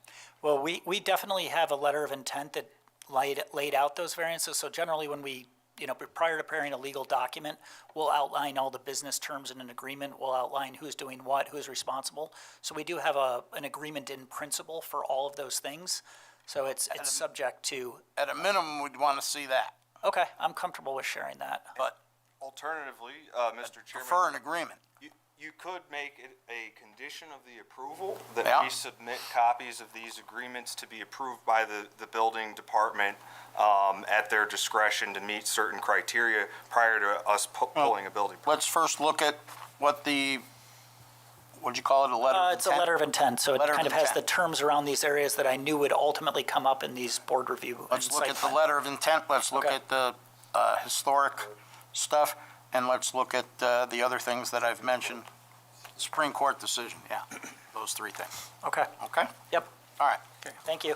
I got one question. Yeah. On your lot 2 where you got your parking lot, did you reconfigure that? We did reconfigure parking to try to maximize it. At one point, we had garages, and then it just, with the setbacks, and we avoided doing anything back there just to allow, to maximize the number of surface level parking spots, to avoid further variances with setbacks with parking garages and things like that. So we've tried to modify it in a way that maximized our parking. We do have our site engineer, Greg McMahon, here, and he can speak to that a little bit There's so more. many numbers on the parking going all over the place. know. I mean, and when I was there today, Yes. where you got 20 close to the rectory, I count 22 that are existing. So that's being reduced. And then where you got your configuration turned around, there was, 22 and 22 again. So are you losing spaces or you're gaining? Well, I mean, honestly, when we were laying out the parking and thinking about the apartment use, it was, so in total, I don't think we're losing spots, but I was trying to be concerning of, the Latin Mass group did say that we're taking too much close to the church. So at one point, we brought the parking over. You can see that our lot line actually jogs out, so we can get access to that egress door. So I could allow them 2 rows of parking, their ADA parking, and then a row of 11 or 22 spaces, trying to keep them with parking as close as possible. Like, I am trying to be accommodating in this got plan 11. regardless. 11 on that side, and then the ADA access and parking next to that, which is probably another 11 spots or maybe less because Because the way I ADA was sitting spots and are looking wider. at it, it's totally, different. So that's what I was concerned about. I've heard so many numbers. I know, it's And I don't know confusing how to many me are too. correct or incorrect. And we don't have a drawing in front of us what's existing. Oh, I think But I know existing, of. there's 204 parking spots, and we're not losing any existing parking through our plan. Yeah, here's our parking expert, by the way. This has changed. Their lot 2 has come into the parking lot. That's what I was asking, what is it existing now? Greg McMahon, McMahon LaRue Associates. You swear or affirm that everything you say tonight will be the truth, the whole truth, and nothing but the truth? Yes, I do. Thank you. Existing parking out there, our count based on a survey that goes back several years, were 230 existing parking spaces. A majority of the spaces on the proposed site plan remain the same as is currently out there. We did reconfigure parking on what we're calling Lot 2 behind the school to try and incorporate as much parking onto that lot, and also to provide some handicap accessible parking closer to the building that was associated. So there was a small reduction based on the proposed site plan that's before the planning board right now, a slight reduction in the number of parking places, but we also provided some what we call bank parking in discussion with the planning I board. saw that on there. And so with the banked parking and what we have about, I think, 235 parking spaces with the proposed plan. So we're trying to, again, although some parking was rearranged, trying to maintain approximately the same number of spaces as currently occupy the site. But for me, I'd like to see the existing parking spaces count. And when I'm looking at the other end of the lot, which I don't know where that is, where the lot 1 along the fence line, there are no spaces there. And here it says 24. So I'm trying to figure out what exactly is there or what should be there. Okay, we can certainly, before the deadline, submit the existing survey plan on which the existing parking was based, with no, we just didn't, it wasn't part of the application package for the variance, but we'd be happy to get that plan to the town prior to your deadline. So I'd just like That to would get be it helpful. square up here because, like we heard 204, you said 230. Yeah. So every time we hear something, it's changing. And Yeah. it's just for my, Sure. it's what I know what's going on. We'll submit that plan. Okay. It'll be strictly the site as it sits out there right now. And will you show me all the parking spaces? Yes. Okay, Yep. thank you. What if some have Speaking of changing numbers, restriped? Yes. I want to bring up another sore subject. Where do we get, I'm going to bring up another sore subject on changing numbers. What is the square footage of the commercial space? And I'm gonna hold you to this number, so be careful. Well, it's approximately 6,000, so it represents about 50% of the floor plate. But I know that there is, a 2,500 square foot space clearly defined as rentable, and then there's probably another space that's 14 or 1,500. So the actual square footage, I'm saying 6,000 because it's the floor plate, now rentable area, and I get into these same discussions with the numbers. It's rentable square footage, carpeted area, floor plate, square footage for the heating counts, and everybody kind of has their separate counts. And Number you're looking for is GLA, the gross leasable area. Okay, so that would only be a number different we're number than concerned 6,000. So that could reduce our parking requirement then, if that's where you're going. Because I think Actually, I'm gonna reduce it farther. Your original application said 5,000. Okay, yeah. I want an explanation why the difference. Well, because we don't have a commercial occupant, and really so we have no commercial occupant. We have an area that's kind of an undefined, which is there's a hallway that could be built. So think of it as basically based on the floor plate or the maximum possible area that could be defined. I did not use the rentable square footage. So I'm not trying to get more parking out of this by that. I'm just do not have a tenant, and I do not know what the configuration of that final commercial space would be. If the GLA is lower, the parking requirement would be lower. That I agree, 100%. So if you're going to that direction, I'm comfortable only requesting parking based on what we need. I'm not going in any direction other than, like Joe asked for, we need to have some solid numbers to work from. Yeah. I thought we were approving 5,000 square feet at the original application, and now I see a different number. I have to explain to the public why. Yeah, and again, it's the same thing with the parking shift, I see different numbers that are slightly different because we don't have a tenant in that space, and we've been kind of focusing on, hey, here's a footprint. It's half of the basement square footage. The floor plate of the building is 12,000 square feet times 3. We have 36,000 total square feet in that building. But then when you take out the hallways, you take out the egress pathways, you take out fire escape rooms, you take out mechanical space, like the carpetable area, the ultimate square footage that we haven't built out yet. That's where it gets, and that's why I just put in an estimate, because I didn't know the answer at that time. And I knew it was a max of 6,000. Could it ultimately be, 3,500? That's a possibility, but I could only go based on what I thought would be the maximum for a future use and a future tenant that I do not have at this time.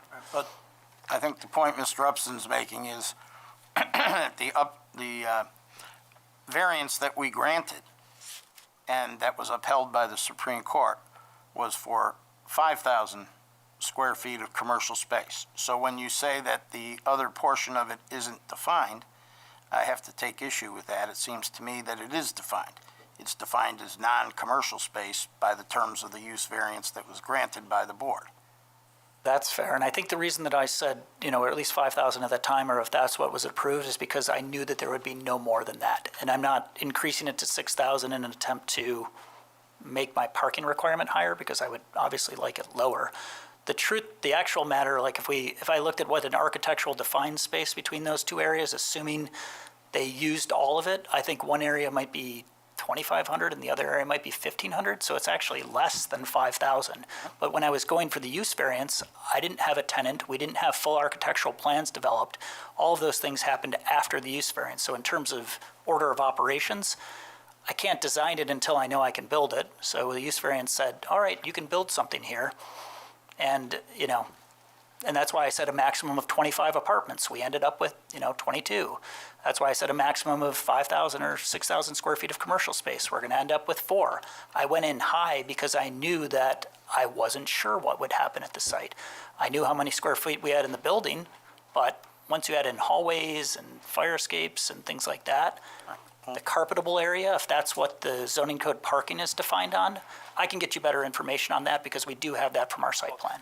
So I'm happy to do that. We're going to need a number, so when we come, if we're going to grant a variance, it's got to be based on something. So we need to know what those numbers are. Yeah. And the numbers aren't going to change. They've got to stop changing. And we need that by October 25th. We will provide additional clarification on that, but it's worth mentioning that we are absolutely limited to the approval, the use variance approval that you granted. So the number that the square footage that you granted, we cannot get a building permit for more than that. So Correct. we don't have to revisit how much is square footage is appropriate. You're asking for parking for 6,000, we approve 5,000. the numbers are changing. Lock it into one number. Okay. So So- the actual number of carpeted area will be like 4, possibly. But I know that now, but when I was going for the use variance, I had no idea. You know, I just had a rough plan at that point. I Whatever the couldn't do a number full may be, architectural. we just want to know what it is. Okay. That's the point. So I can send you guys some floor plans with square footage so you can see the residential counts and That'd versus be fine. commercial. Be helpful. Just get them We to have us that before now. October 25th. Yeah, we have that. Keep saying that.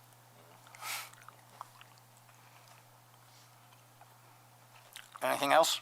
Any other questions from the board? Seeing none, we'll open it up to public input. I don't know. Is there anyone here who wishes to speak in favor of this application? Seeing none, those who wish to speak in opposition to this application? I'll set this here so it doesn't fall in the middle of my... Good idea.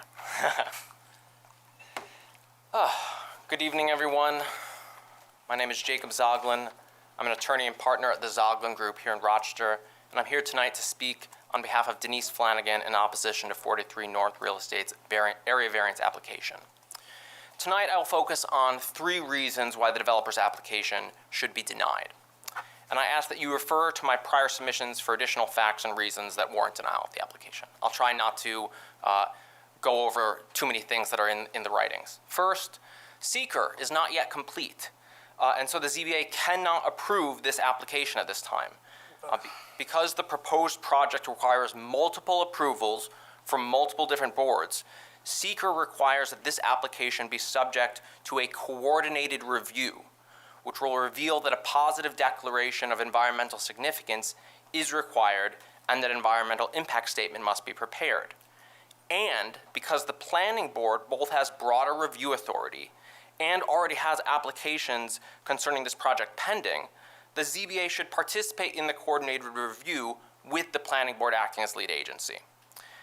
Second, the proposed project will create non-conforming property conditions and non-conforming uses, even beyond those for which a use variance was granted, and that have not been addressed by this application.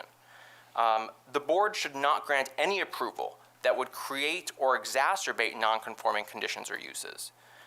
Moreover, as one of the ZBA members mentioned, the ZBA should require the applicant to resolve this inconsistency between its various applications and approvals. So, for example, it applied for and received a use variance for only 5,000 square feet of commercial, but now seeks before the planning board and before this board 6,000 square feet of commercial space. The applicant should be required to apply for a new use variance to authorize the extra 1,000 square feet of additional commercial space. That's a 20% increase over what was approved. And the ZBA I'm going to interrupt you there. Or comply with what was granted. That's an option for it. Right. I also believe that based on this, the ZBA should vote to rehear the use variance application based on the application's admission that the information is inconsistent between that application and this one.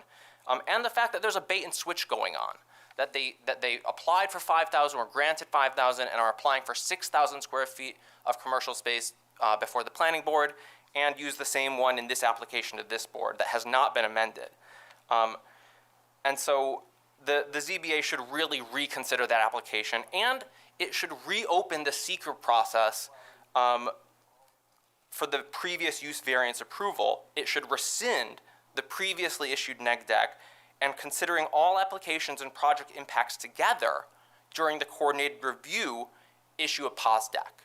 Because what happened here by doing the use variance and then waiting until that was done and then bringing these other applications, they're segregating your review of the use variance from the area variance, from the subdivision, from the site plan applications, and the seeker reviews are trying, in effect, he's segregating the seeker review of all those environmental impacts and looking at them one by one, which is expressly prohibited under seeker by both the regulations and binding case law.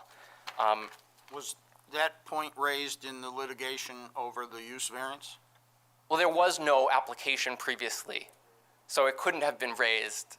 There was no application for the site plan application at the time that the use variance was granted.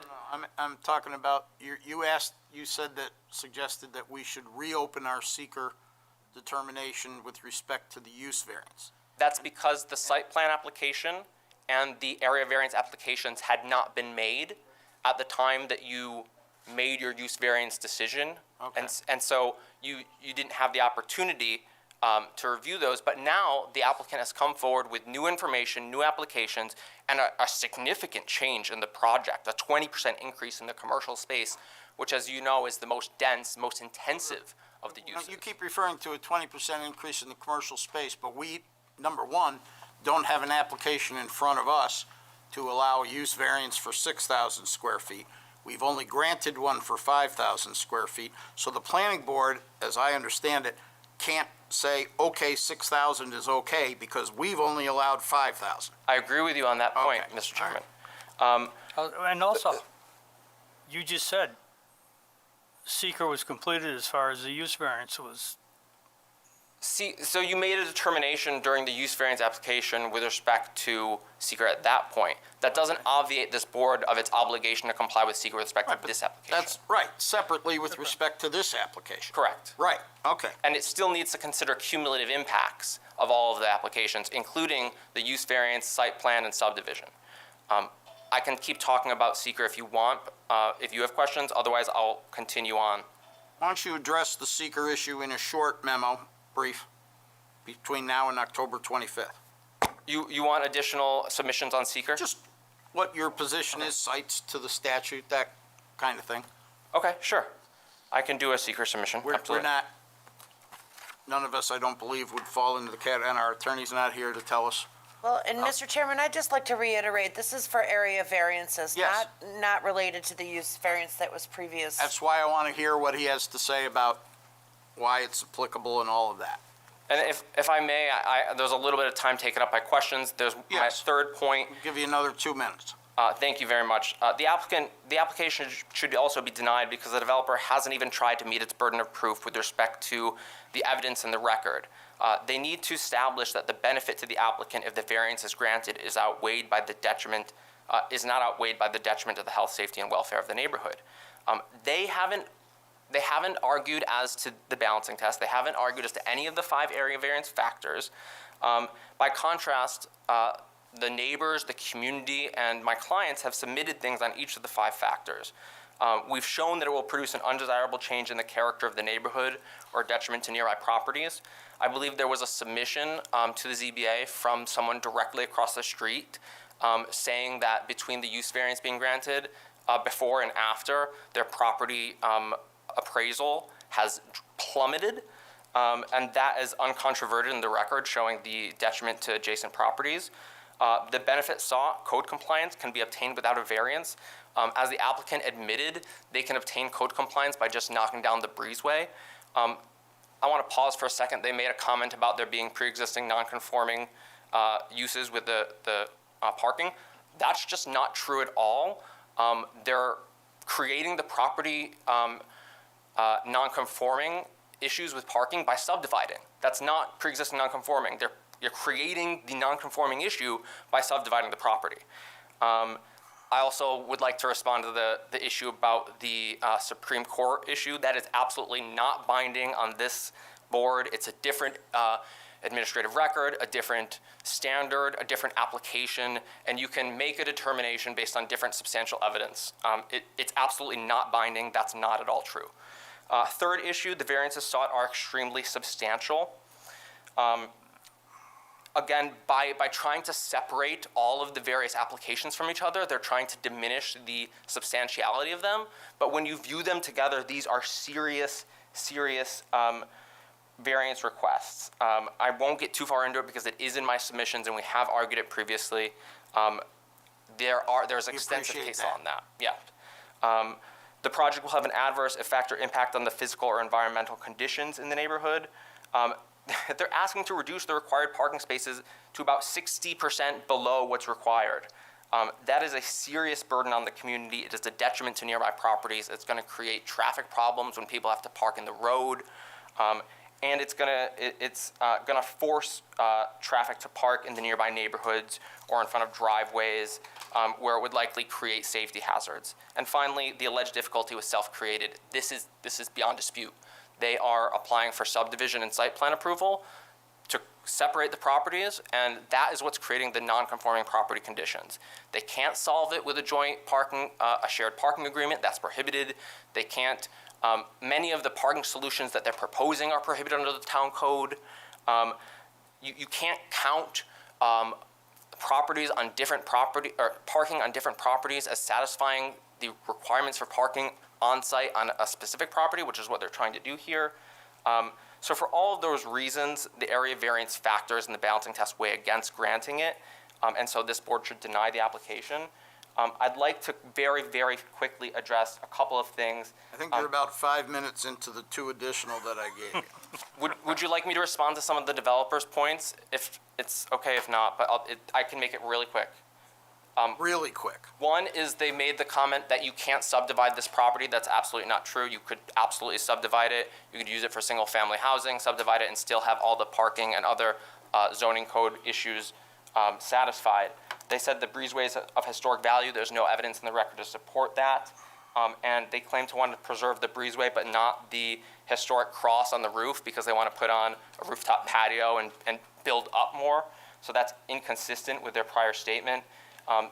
They claim that parking is less dense. They claim that their proposal is less dense, but the creation of commercial uses is one of the most intensive and dense uses that we have. They claimed that, I already talked about the judge's finding. We already talked about pre-existing non-conforming uses. Oh, and the opinion of someone that something is of historic value is not the same as a decision from SHPO saying that something cannot be demolished. That's why I asked to see what SHPO decided and what the regulations are, so. Absolutely. And then the last thing is that screening can be accomplished with trees or shrubs. You don't need the breezeway to do that. We're familiar with that. Thank you. Thank you. Thank you for hearing me, Mr. Chairman and Honorable Board. I know it's a lot. Is there anyone else here who wishes to speak in opposition to this application tonight? If so, come forward, please.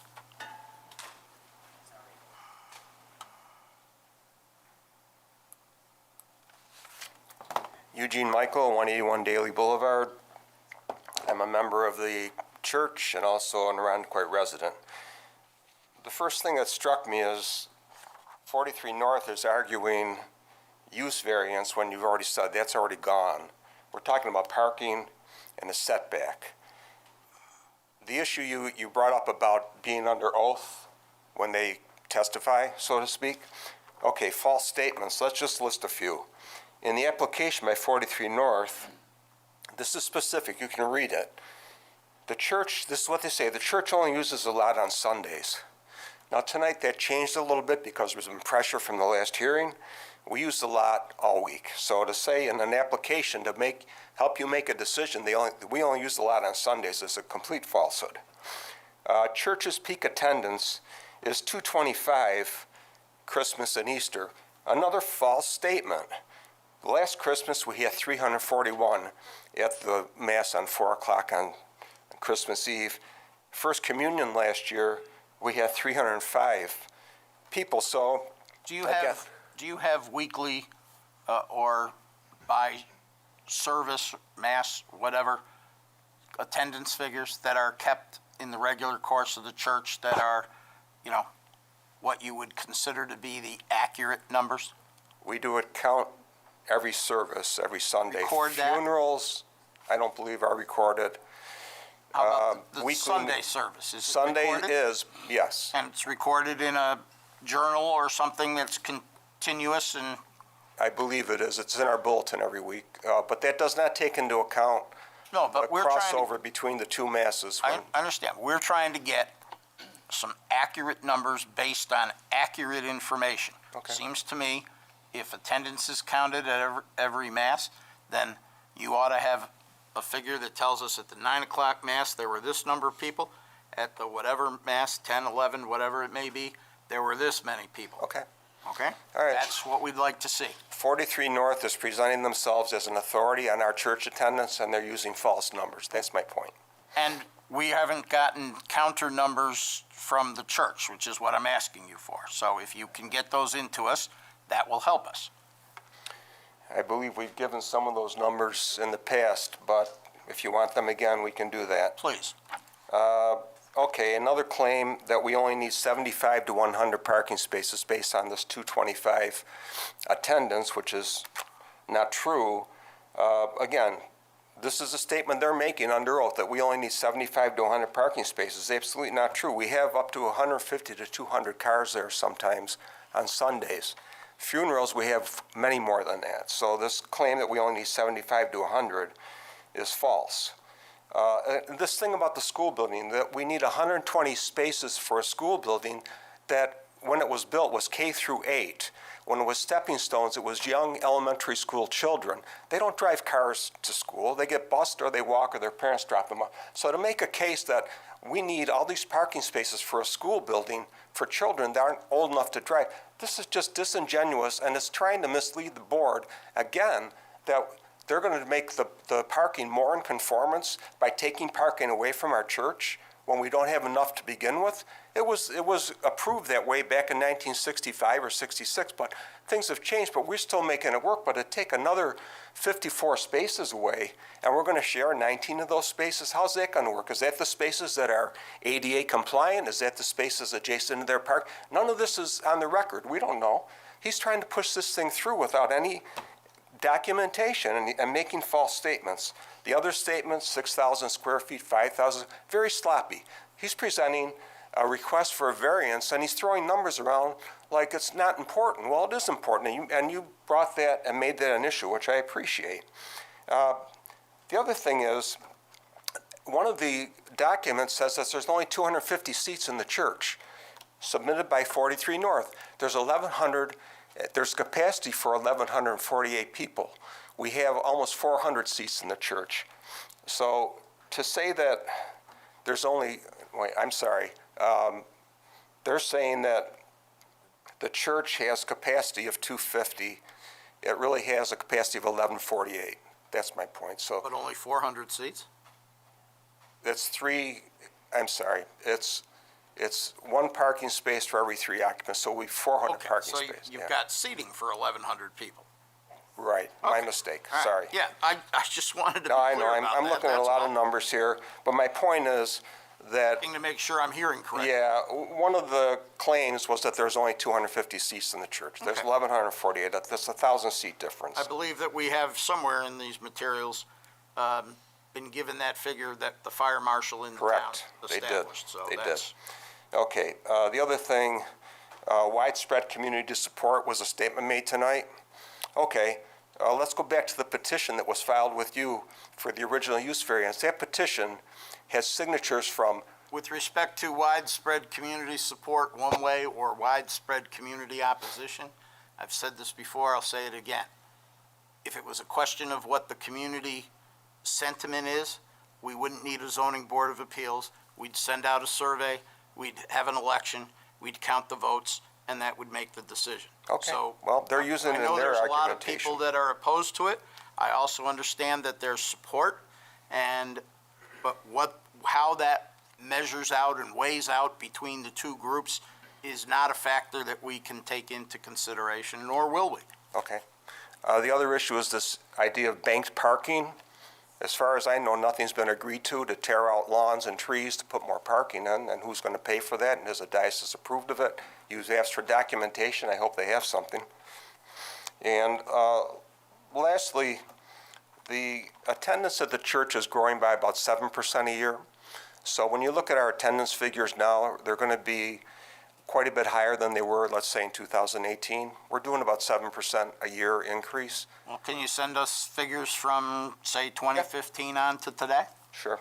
All right. Do that. And then we can figure that out. Okay. All right, that's all I have to say. Thank you very much. All right. Thank you, sir. All right. Where's that?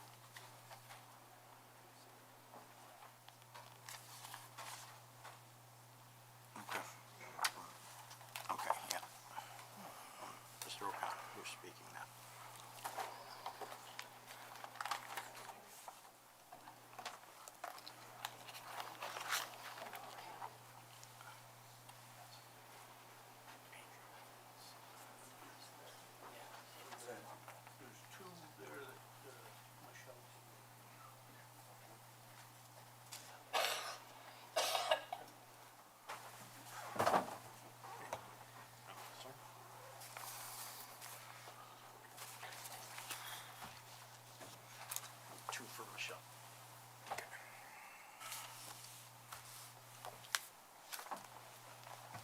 My name is Dan O'Connor. I live at 37 Barron's Road, 5 or 6, 7 blocks from the church. The first drawing that I have in the package is a blown-up copy of the western 2 rows of parking that have been designated for the church use. If you look at the numbers, this is an insult to the citizens that go to that church and the parishioners. If you notice, the dimension given for the driveway between the 2 parking lanes is 21 feet. Right beside it is the parking lane access for the new tenants in the new building of 25 feet. The 25 feet conforms to the town code, the 21 feet does not. The other thing, on the drawing, it says that this is based on existing parking. That is incorrect. And that information was told to the planning board in 2 letters, June the 3rd and July the 22nd. We mentioned that this information was incorrect and it wouldn't work. And the reason why it's shown like this is one section of another drawing that you don't have, sheet 1 of several that they've submitted several times that show the existing parking. That is what I have told you is BD2. And that layout was changed in August of 2022. If you'll notice, there are 10 rows of parking shown on this drawing that they call existing. There is a walkway that goes from the school out into the center driveway that is no longer there. If you go out and look at the site as it is right now, you won't find this drawing. It's wrong, and it's been wrong for every board meeting that these people have taken it to.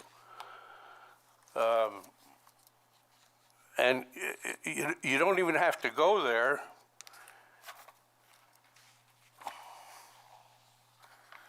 On Apple Maps, that on the picture that I show behind BD4 is an aerial photograph on Apple Maps, and it shows the 9 rows of parking instead of the 10, and it doesn't show the walkway.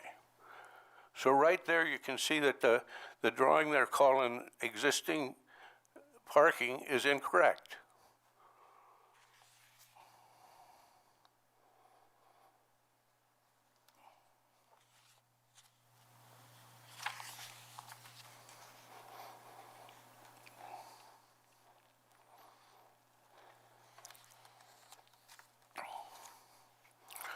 The other question I have is this information that we've sent to the planning board, why hasn't it been transmitted to the zoning board? In that information was the count of 28 weeks of attendance and parking numbers that were used during that week. That information is in this package also on the last 2 sheets. The board has been shared. The zoning board has been shared this as well. They have it in their packets this evening, and it's been emailed to them, Mr. O'Connor. But Mr. Hinman is asking for that information. You see this stack of information? Yes, sir. I'm not going to even pretend that I know everything that's in here, okay?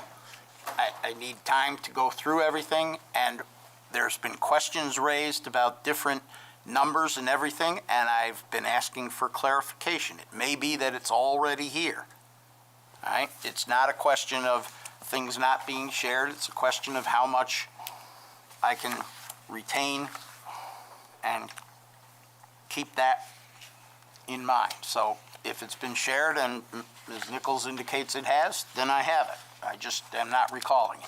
But do you have all the drawings that have been submitted? I believe so. We have lots of drawings, and I'm looking at, Mr. The Devlin. one you're looking at is called drawing number 1. There's at least 3 other drawing number 1s. There's one of 3, one of 5, and one of 6. There may be more. Their drawing record keeping is non-existent. It would be tough to find out what they have submitted in total with a number of drawings that have the same numbers and the same dates with different information on it.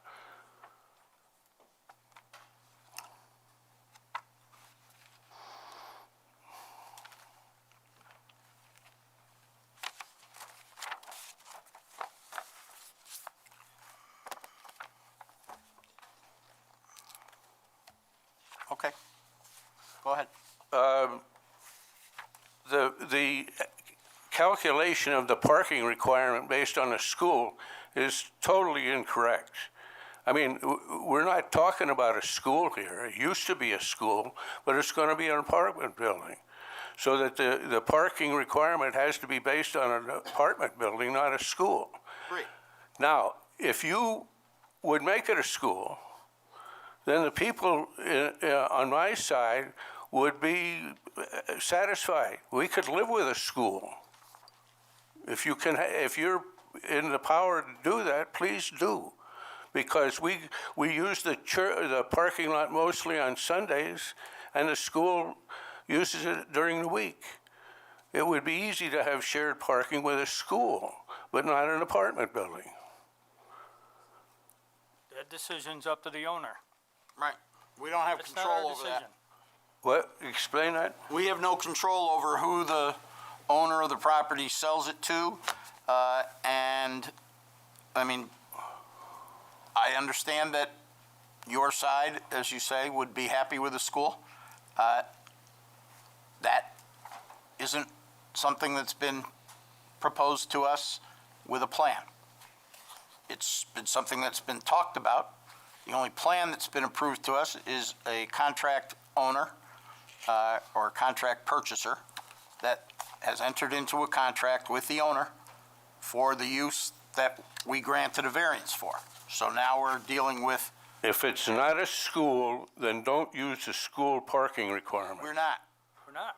He wants to.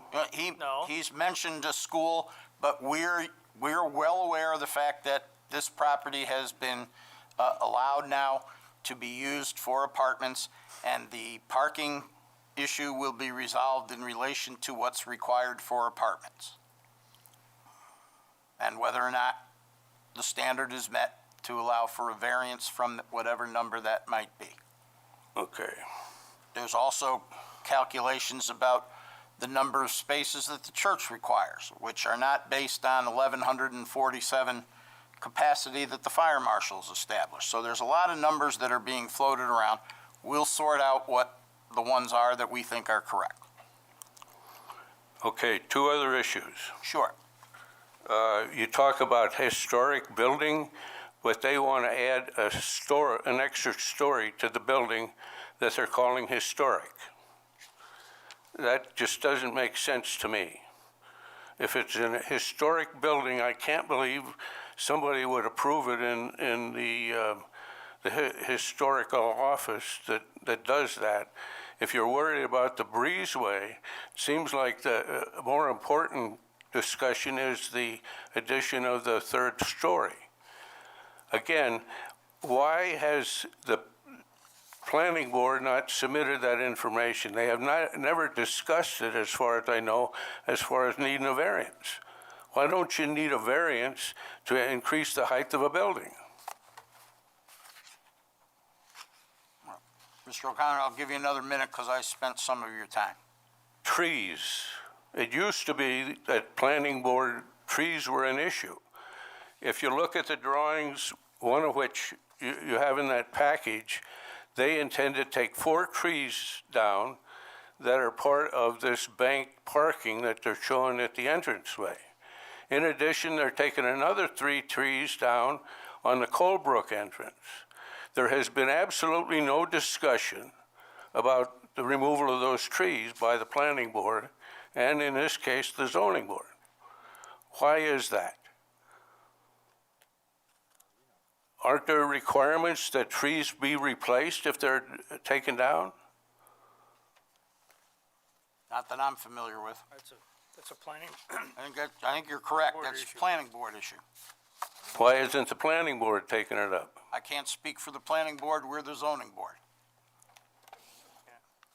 Thank you. Thank you, Wait, Mr. O'Connor. Before you leave, I'd like to ask, what the hell is this? Can't you read? Yeah, I The can read it. elephant, yeah, that's about the most important thing in this project. What's the picture of the elephant in the middle of it? What? The elephant in the room. Okay, so it's it's like a Doonesbury cartoon. Could be. All right. But the reason for that is no board has looked at the parking requirement. I think it's 235-77B. All right. Now I understand it. All right. Thank you.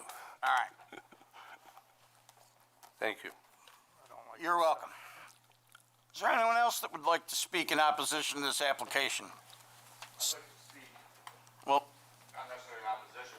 then when we get to that part, you'll be able to. We might need it. Oh. This is the opposition part. Then we get to the third part. Okay, I'm Ginny Mauer, and I live at 203 Pinecrest, which is the first street before the school. So I'll just briefly say, you have commercial space. Nowhere on those plans do I see a commercial dumpster or any spot for commercial garbage. Joel has pointed out that his 22 apartments are going to use totes for garbage. That would be 22 totes and 22 recycling bins. Nowhere in those plans does he show where there's going to be located. I would hope that there would be a fence so that when I do my nightly walk, I'm not looking at overflowing garbage or things that say waste management with apartment numbers maybe spray painted on the side. There is no space in all of that planning for people moving in and moving out who have boxes or furniture. Joel's already addressed that issue. So as you contemplate the parking situation, take out the bumper spots that don't exist that would reduce the green space, and then carve out a section for the commercial dumpster and the garbage totes. And then there'll be even fewer parking spots, which I believe creates a parking nightmare. Joel's plans, if you look, show parking outside the garages for the parish center. It shows parking spaces that are currently behind, there's like a barn or a driveway. Can you imagine coming for a wedding or a funeral in the middle of the winter, and you're going to park at the parish center and walk entirely across the parking lot to get to the church? That won't happen. They'll park on St. Paul Boulevard. They're going to park on Colebrook Drive because that's the easiest access. So logistically, look, when you're examining the parking spots, think of it logistically. What would you do if the entire center of the parking lot is filled with 22 apartments times 2 cars, 44 cars, plus any visitor parking spots for parties or visitors? There's not that much left, and it creates a nightmare for the neighbors. And sorry, Joel, this isn't the Latin Mass community. This is the neighbors. We don't want the space. We've made it very clear. We believe the parking is a nightmare and will create an additional burden to those of us who live in the neighborhood. Thank you for your time. I'll remind people that comments are to be directed to the board and not to the applicant. Sorry about that. Is there anyone else here who wishes to speak in opposition to this application?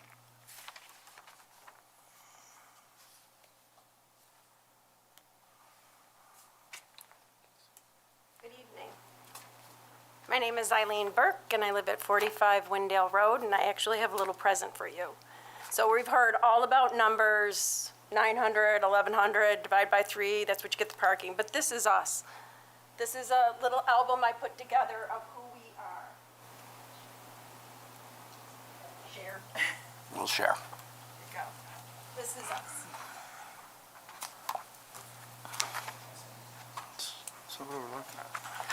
So behind all the numbers tonight are the men, women, and children that make up the Latin Mass community at St. Thomas, keyword community. This quick little album puts into perspective who we are and how we use the property. These are the people affected by the parking issue. The front cover shows the beautiful pink flowers of the spring cherry blossoms that line that driveway. Our community is alive with faith formation, Knights of Columbus, Bible studies, volunteers tirelessly maintaining the property and running charity drives. We enjoy parish picnics, movie nights, story time, winter carnivals, coffee hours. We are flourishing. Many activities take place on our south lawn, and not always on just Sundays. Those cherry trees would be all cut down, along with the maple trees, to make space for parking slips and a snow storage. Pavement versus green space. It's like tearing the bottom of a Monet and replacing it with duct tape. I believe Frederick Law Olmsted would agree. So numbers, and it's already been talked about, but yes, our Christmas Eve Mass had 341, and May 5th for First Communion 305, so increasing the stated range of required spots. We're growing and will require more. In addition, based on the parking for school and students, they base the parking on students when it should have been on teachers. If you calculate 1.5 teachers per classroom and 8 administration staff, it equals 300, it equals 35. I'm a little nervous, sorry. So much lower than the 69 spots for apartments. And all that is moot if it's a school. Class times are typically opposite each other, class times and mass times. Other church activities during the week would typically not interfere with school times. Speaking of schools, and we've heard that St. John Bosco Schools is interested in, and it would be an ideal fit for the Maywood neighborhood and the existing church. And then focusing on the tax base also is short-sighted. The potential risk of lowered home values within Maywood would result in lower assessments and ultimately a reduction in tax revenue. Maywood homes have a higher property value than other areas of town. Even a small decrease in the property value would result in a significant reduction in tax. As with any project, our town will be vested in this building being a success. The town of Chili approved a mixed-use commercial building with 200-plus apartments called Chili Paul Place. I'm not sure if you're aware of that. It is completed and stands vacant for the last 2 years, so decisions matter. Sometimes it's not about the money. 50 years ago, my father also, another Rondequoit neighborhood was faced with a proposal of apartments on a vacant lot. My father fought for that, and it was shot down. And the plot of land remains generating no tax revenue whatsoever. There you find soccer fields, nature trails, fall and maple syrup festivals. It's the Earl Helmer Nature Center. It's about the overall quality of life for our residents and future residents. Oh, and that apartment building was built. You know it as the Keeler Street Apartments across from Walmart. It's difficult sometimes to predict how our decisions affect the future, so we must learn from the past. Thank you for your time. Thank you. I do have those numbers if you want, from the church bulletin. Sure. We can give them to Ms. Nichols. She'll make sure that we all have them.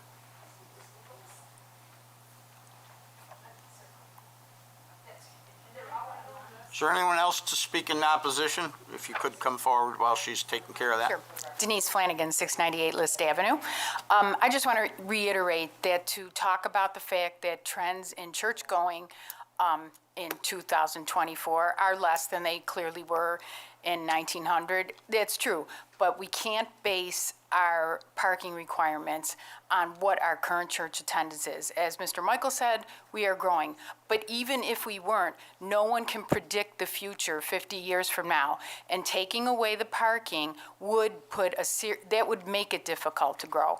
And I'm only can say, and I know this is not under your purview, but it's too bad that the parish and or the diocese don't look at the impact of what their decision to sell to this use compared to a school. Because I feel that if this goes through, it will only cement a bad outcome, maybe not next year or 5 years from now, but in the future, the people will tend to gravitate away from this church, or the diocese might say, well, we have to close somebody else. And the logical choice would be to close something that they've already carved up now, instead of something that they've left alone, for an example, Christ the King. So anyways, I just don't think that parking, you cannot count parking on current attendance. Thank you. Thank you. Anyone else here to speak in opposition to this application? Kim DiProgetto, 4559 St. Paul Boulevard. I live in the neighborhood, and I started attending these meetings right from the very beginning. And I'm pretty sure that from the beginning, they had said 12 apartments. And this is when we met on Thomas Avenue. This is going back. And just sitting here, and I've learned, just talking to people, a third floor, first I was under the assumption it was 2. Now we've gone to 22, which I knew that, but I didn't know they were putting another level on to the school. And I keep saying, a lot of people in that neighborhood, they're not coming, they're disgusted, they're upset. And like you said, it doesn't matter whether we say what we have to say, decisions have been made, but you're not preserving the area. You're changing it for the worst. Young families are moving into the area, and I can tell you, I've walked it and talked to them. They may not be here, but they will sell. And some of the people that did come to this meeting and were for it weren't for this side. They may have been for that. And they live in the other area of Colebrook down below. They're not living in the area of the church. I still want to know how they're going to use the church area. People have their grandkids. People have visitors. You're talking about all those apartments, and I just don't see the space there around the church itself. On Saturdays, we see weddings over there. I just don't understand, where do you divide all that? Where do you say that should not, is it going to be a church? Is it going to be a park? There's not any defined things. And to think about all those units, you can't say they're not going to put air conditioners up there. They're doing it on all of the buildings. You're talking about a substantial amount more of apartments, and all the apartments that are going up around Irondequoit, you can hear the complaints about some of the things that are going in. People coming in from other areas, people causing problems. I don't know. I just feel that is a very, very beautiful part of Irondequoit, and the outskirts of it are changing. And yes, we're bordered by everything, but to take that and just put an apartment in there for the sake of doing it without really thinking about the changes that are going to occur, it's not preserving the neighborhood, the R1 residential character at all. I can't imagine garbage. I watch stuff come down Colebrook. When those snow trucks come around Farrell and come up, I have a disabled husband. Dump the snow in the driveway. How are they going to get down Colebrook with all the other traffic? And then they even had said something about maybe off-street parking. I just don't know how you can do all that over there. I don't know.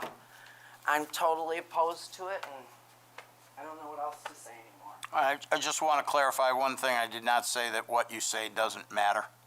What I said was, and I'll clarify it in case there's any misunderstanding, I said it's not a question of how many people are in favor of it or how many people are opposed to it.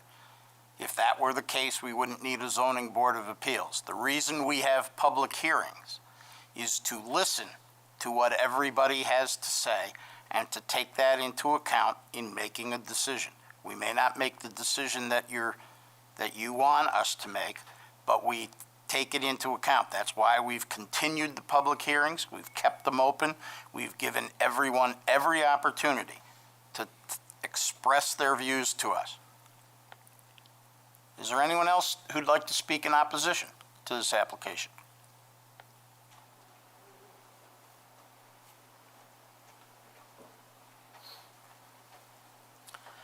Peter LaPietra, 94 Hartington Drive.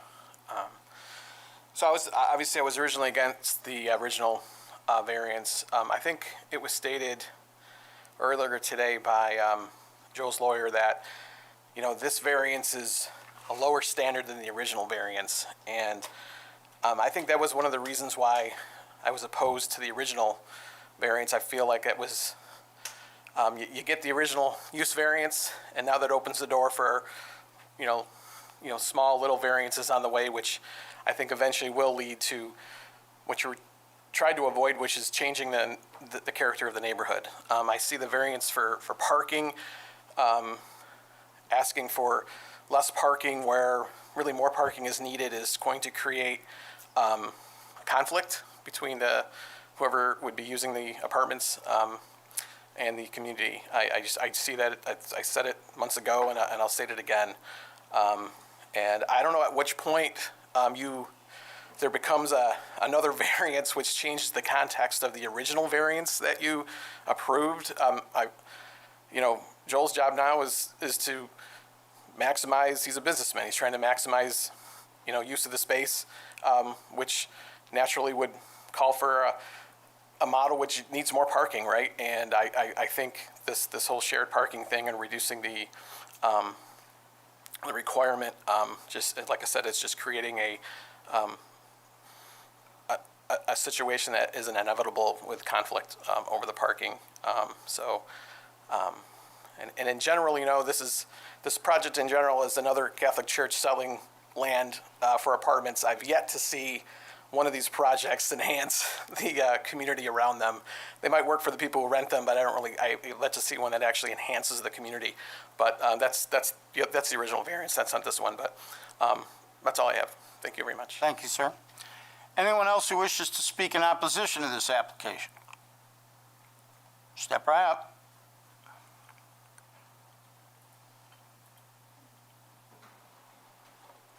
Thank you. My name is Linda Wilson. I live at 98 Harvington Drive. I first wanted to address that 43 North claimed that they've gotten all the support from the community. And the people that I have spoken to that are in support of it went to high school with Joel or Mr. Musis' children, and they all love him and how wonderful he is, and they want him to be successful. And that's wonderful, but this is not a popularity contest. And I am not part of the Latin Mass community. I am a resident and care so much about my beautiful Maywood neighborhood.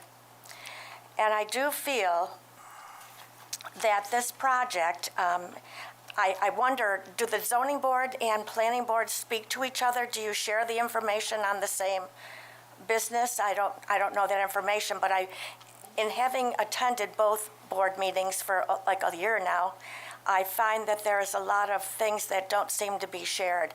And I hope that in this project especially, because there has been so many changes that I see from the planning board back to the zoning board, that his plans change quite often. One of the things that I see is that more green space is being taken away, because once they have that many apartments built, they're going to plan a garage. That's going to take more spaces in addition to the parking spots alone. And then what about storage of the garbage totes and the snow removal equipment, I'm sure for the sidewalks, etc. So there's no reason that they're going to take more space away and take down all the trees that are there. I'm sorry, I got a lot of information I was keeping track of here. I also did some research on the churches that have closed in other municipalities, but I found that the majority of them have been in high residential neighborhoods and big cities, not in R1 neighborhoods. So I just wanted to mention that.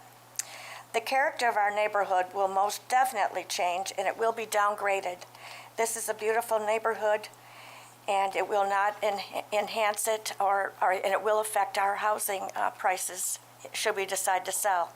I will not be here 20 years from now, but I can only assume that it will only get worse Right now, there are young kids getting their driver's license, and we have to be careful with our children on the streets riding bicycles, because once they get to Dake, they have to ride a bike or get transportation there. They do not get bused. So that's just going to cause a more major issue when there are more cars on the road for these 22 apartments. I did say that about the numbers. I hope that once all the information is submitted by everybody, the church group and 43 North, to this board, that we, the residents, will be able to also know what the final plan is being requested of this zoning board. And I hope they will decide not to approve this variance. They did say about they wanted to add another floor, and they're going to add the generators and whatever else goes up on the rooftop.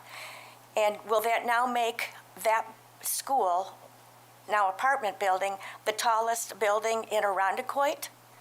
In an R1, I don't know what else, I don't know how many, I know on Ridge Road East there are lots of tall buildings, but I don't know of any other neighborhood that has more than that. Maybe Culver Road does too, but that's East Arundecoit.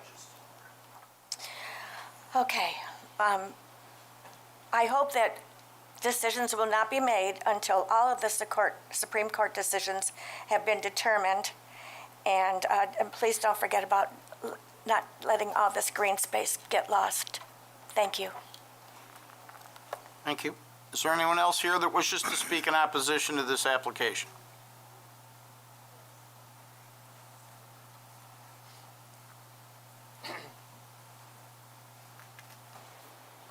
My name is Rory Shellhorn. I live at 527 Pine Grove Avenue. Can you all hear me? We can hear you. Good. I'm sorry, I'm sad to be here again after we went through this process. In my time, a year ago or so, 2 years maybe, with Father English in the audience, with this room filled with the neighborhood, with the NR signs all over telling you that they didn't want to have a change in any kind of zoning. It was presented to you in so many ways. And so here the decision was made against the majority, I thought at the time, not wanting to change the zoning. And then here we are again saying the same discussions for different parts of this project. I didn't come back and keep track except on TV, and then saw all of these things and anguishes starting all over again. It was impossible to bear with it, go to the church for years. My daughter was there in the elementary school. She's grown now. And there's so many little people that are there now, filling the schools, playing on the lawns that you want to take the trees down from, in the back, in the front. I hear so many things today, even in the design, that this man comes prepared, unprepared. He's an architect. Where are the drawings? I built a house, I had drawings. Now he's talking about the breezeway, the parkway, and you're without whatever you need to make a decision in 30 days, or whatever day it is, whatever your limit is. And then he brings in things like the causeway, where he sort of slanted or talked over the elevator. Where was it going to be placed? Is it going to be by the causeway? Is where all of these changes are not cemented. And now you have to make a decision about his changes to a building, his changes to his proposals. And again, we're at the same boat. We have a different priest. Father English was in this room, and he told us who owned the building. Now we have someone else trying to do the same thing. And it's been over. If you go back, I gave 4 pages or 5 pages of my points of view at that time and told all of the things that would be a problem. And they've come to, they're true. They've come to fruition. The same things that come up, the elevator, the parking, the air conditioning on the roofs, the noise. So you're dealing with the same issues again. And I know that this is a hard decision. I agree that it's sad that Arundecoit doesn't have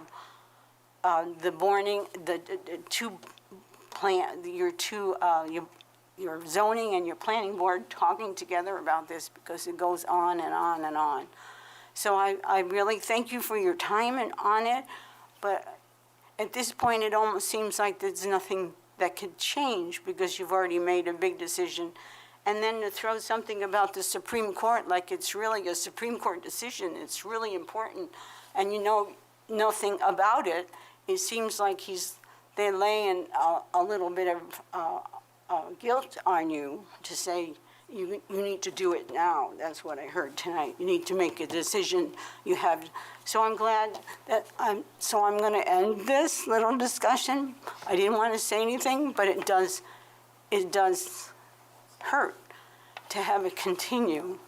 And everybody knows that they don't want to have it. I know the neighbors if they put their yellow signs out for years and years and you didn't see them, they were saying to you, we didn't want it. Thank you. You're welcome. Thank you. Anyone else who wishes to speak in opposition to this application? As I look around, I don't really see anyone that I don't think we've heard from. I think everyone has spoken who's here. No one else wants to speak in opposition?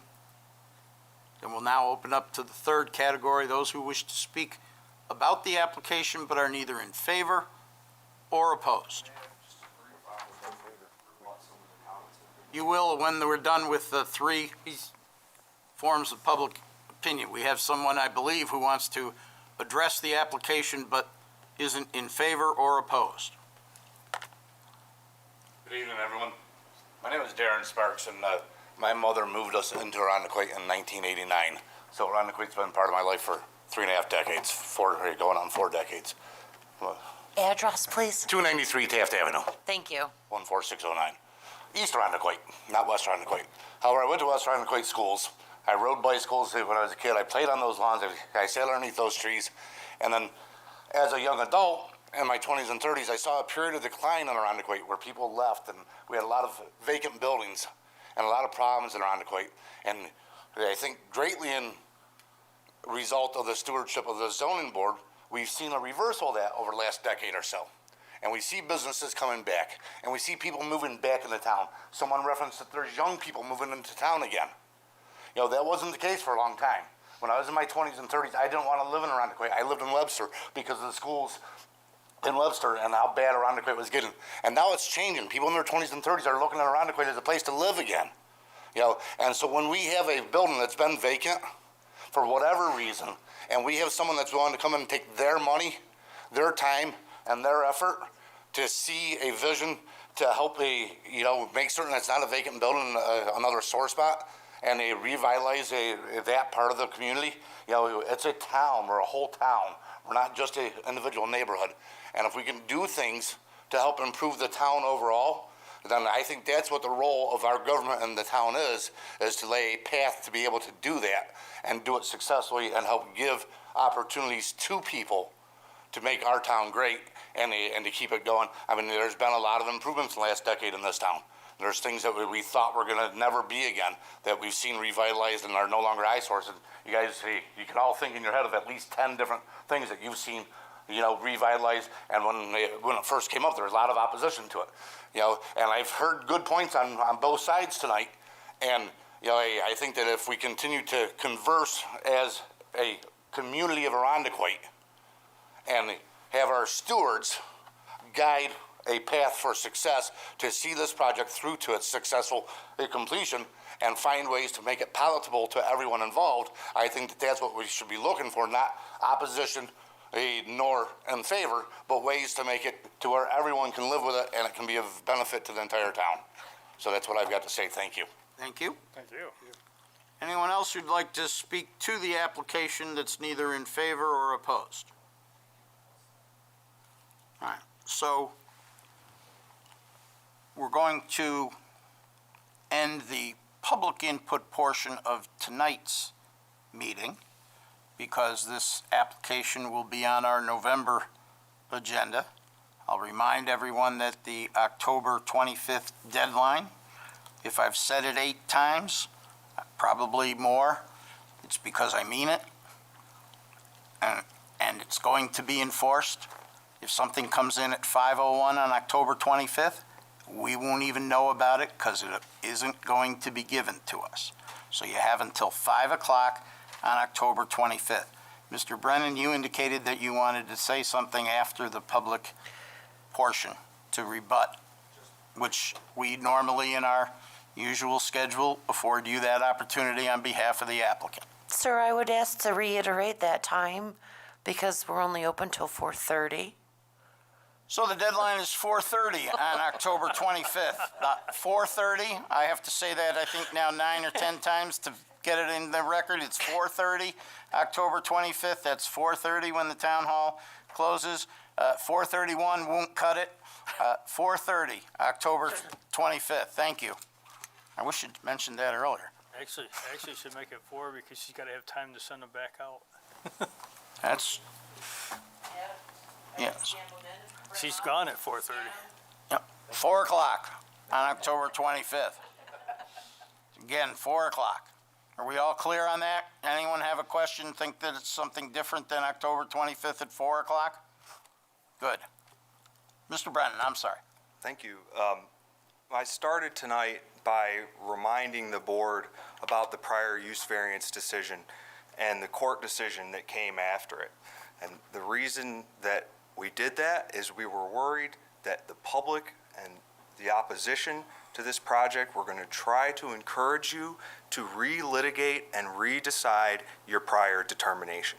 Our prior determination is not at issue, and it's not going to be relitigated and reopened and up to the, we have in front of us 2 applications. One pertains to parking, the other pertains to a setback.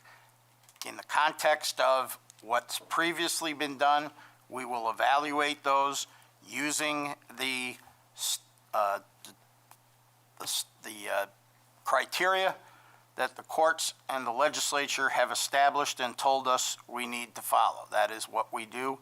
We've done it before, and we will continue to do it.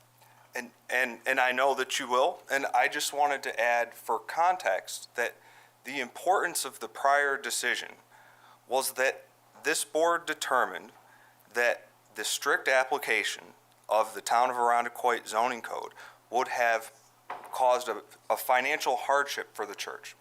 The church is under contract with my client to sell the property. And you found that the strict application of the zoning code would have imposed a financial hardship because it would have essentially prevented the church from closing on the sale of the property. That is exactly what denying this area variance would do. We don't have any alternatives. We are left with the parking that is already on the site and the use which you have already approved.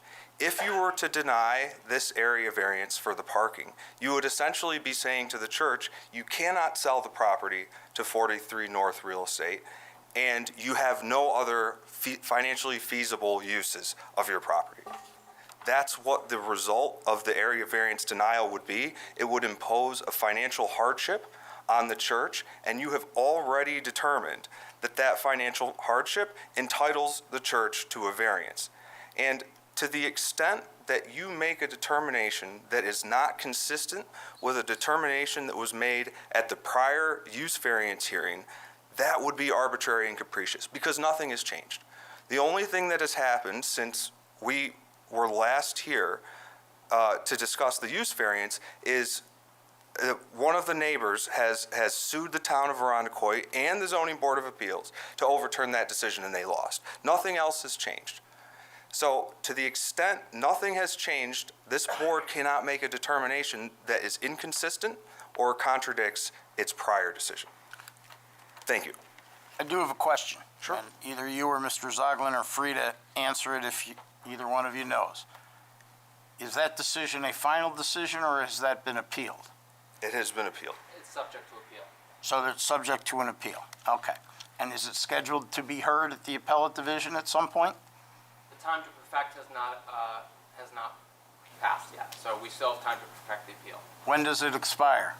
Assuming that no extensions are granted. I believe it something like you could correct me if I'm wrong, but I believe it's February subject to a 2-month and then a 1 month, so it's a February, March, April, so May, if my math is right.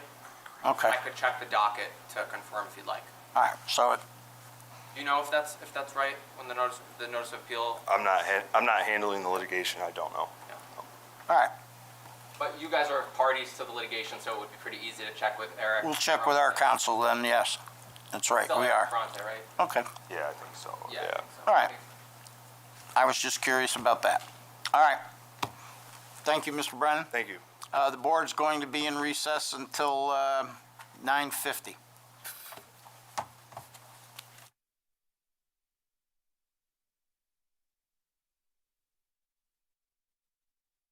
So yes, we're back in session. I'm gonna open that. Thank you for the water, sir. It's his fault. Thank you. You guys back yet? Yep. We got a couple minutes left yet. What's left, we won't take long, right? It shouldn't, I don't think. All right. Let me just get myself together here. I want to make sure that I don't mix up. We're gonna go right from the beginning. Yeah, everybody's left. Yeah, everyone's left. So, Got a headache. since everyone has left, This, before we do that, this wasn't supposed to be sarcastic. I thought. it was supposed to be sarcastic. I found it insulting. I think it's insulting. I didn't like it at all. But, all right, let's get going. I gotta get out of here. It's like a Doonesbury cartoon, but not as well done. Looking for my cheat sheet. Oh, it's on the back of those. 397 Rock Beach Road. Hold on a second. All right. I needed to find my decision sheets for this evening. There they are. Okay. All right, so the first, there are, just for the purpose of the television audience, none of the applicants are present. This is the first time that I can recall that all the applicants have left, and it's just us here in the room, a little cozy, comfortable setting. And we will take the cases up in the order in which they appear on the agenda. The first case to be considered is the application pertaining to 397 Rock Beach Road. This is a type 2 action for seeker purposes. Does someone wish to make a motion with respect to this application? Yes, I make a motion. Okay, I make a motion that we deny this application. okay. Do you want to list the reasons? Yes. The setbacks that they are requesting is too great. The property is not a flat surface, the terrain is hilly. There's a water, what do you call that? Sewer easement? No, not the sewer easement, but there's a water hydrant out front. Okay. That will impede the driveway. So with those things, I recommend that I deny it. Is there a second to that motion?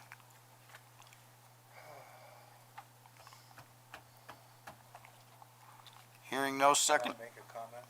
you can. As I think about that, and, when I looked at the way that house was configured on that plot of land, it looked like it was all up on the higher part, and when I looked at the topographical lines, it's all pretty much level up there, but he was talking about burying the garage down, which I don't understand, and we did not hear anything about what landscaping they were going to do in order to accommodate the building that they're planning on putting up. And it's, Mr. Devlin, is your microphone on? it is now. So now you have to I'm repeat sorry. what you said. I was commenting about, if I look at the land plot that they have there, and they're talking about putting it up on the upper part of the, that lot, and the topographical lines show that they will be on a flat, pretty much a flat area, but he did talk about not burying, but digging space and putting the garage down below the house level, which I didn't understand, but that also requires putting it where they're going to put it, it requires removal of all the trees that are there. I do not know what that will do to the erosion factor. And Andrew is correct in the fact that the fire hydrant is right out there in front in the middle of the property, and I'm not sure how that affects things. And I am also not sure about the sewer runoff, if that has been adequately addressed. So, concerned. So I think I would second Andrew's motion. All right. Talked myself into that. All right. Did he say he wanted to put the garage down under? He talked about digging the space out for the garage. If he swaps these around, he could put the garage, it could be. He could, I think. I don't see any reason why it can't be done, but Yeah. he could. I think a little rethinking on this thing would help. Yeah. All right. So the motion is to deny the variance. It's been seconded. Is there any discussion? I don't know anything from Public Works about the sewer, the drainage and all that around there. I mean, it's been, a lot of times we get information and we really don't know what it would be. Because some people were concerned about it, because it was going down. Mm-hmm. So I was just wondering if anybody knows anything about the area at all. Well, that what? That would come up if it were to be approved for the dwelling. It would go over to. Over the building? Department of Works? Public Works. Works?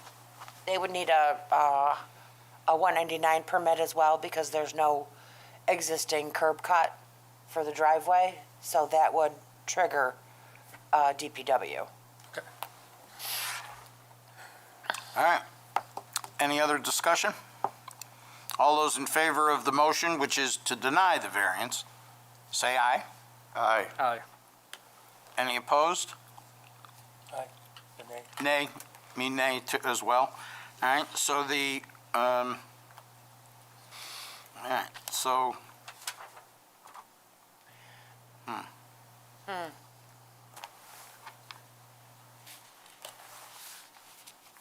The motion is not passed, No. and given the nature of the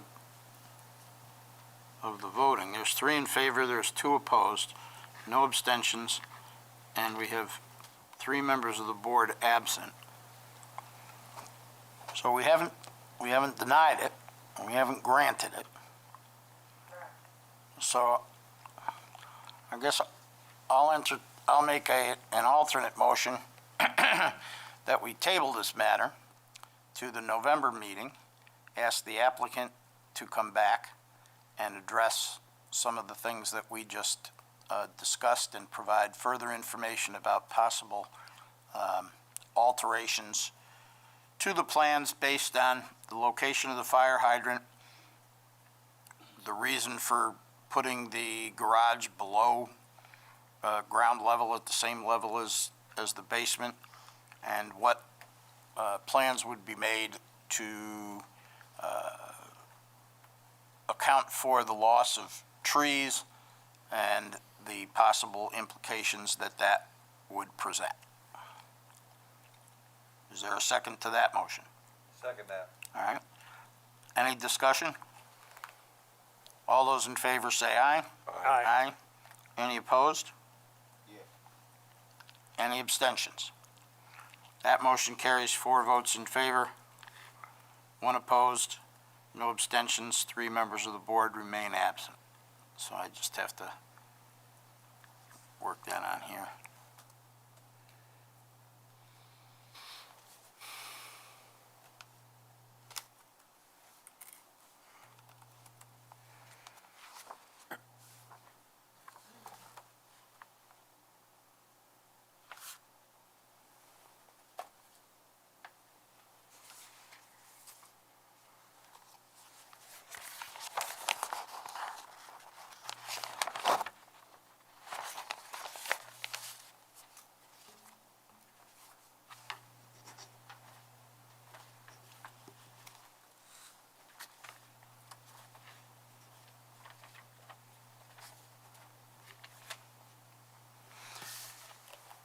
So the next item on this agenda is the application pertaining to 89 Anchor Terrace.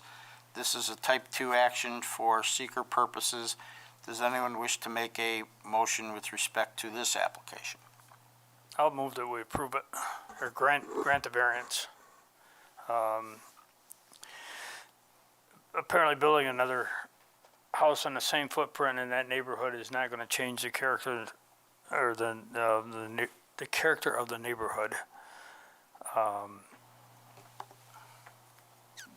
That is a unique neighborhood, so finding an alternative to something that doesn't require a variance would be very difficult. It's not a substantial request because they're going to build it in the same footprint.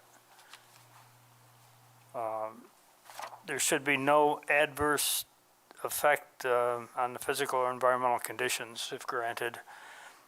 It is self-created, but those homes in that area were built on old tent platforms and they need to get some foundations under them, so for that reason, I recommend we approve it. I'll second it, although I would note that I differ on the view of whether it's self-created. It seems to me it's created by the deterioration of the foundation and the buildings and everything else. And also, I would also point out, with respect to the neighbor who's concerned that their view of the lake would be impeded by the front porch, aside from the fact that the front porch that they're referring to is going to be open and just have 2 columns supporting the roof, leaving the rest of it open and preserving, for the most part, the view that the neighbor was talking about. There is no protected right to a view.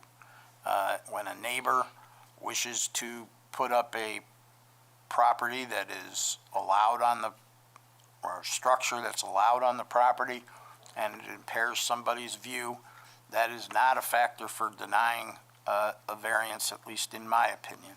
And this comes up fairly regularly. We heard a lot about that years ago with the project that down at the bottom of Thomas Avenue that's still bogged down with environmental issues, as I understand it. And, you know, it was brought up with respect to the Rock Beach Road property that it would impede a view. And it was brought up Densmore Heights. It's been brought up a number of times that views would be impaired by granting variances. And you do not have, if you want to preserve a view, you buy it. Other than that, there's no way to guarantee that you're going to be preserved. So, any other discussion? All those in favor say aye. Aye. Any opposed? Any abstentions? Motion carries, 5 votes in favor, no opposed, no abstentions. 3 members of the board remain absent.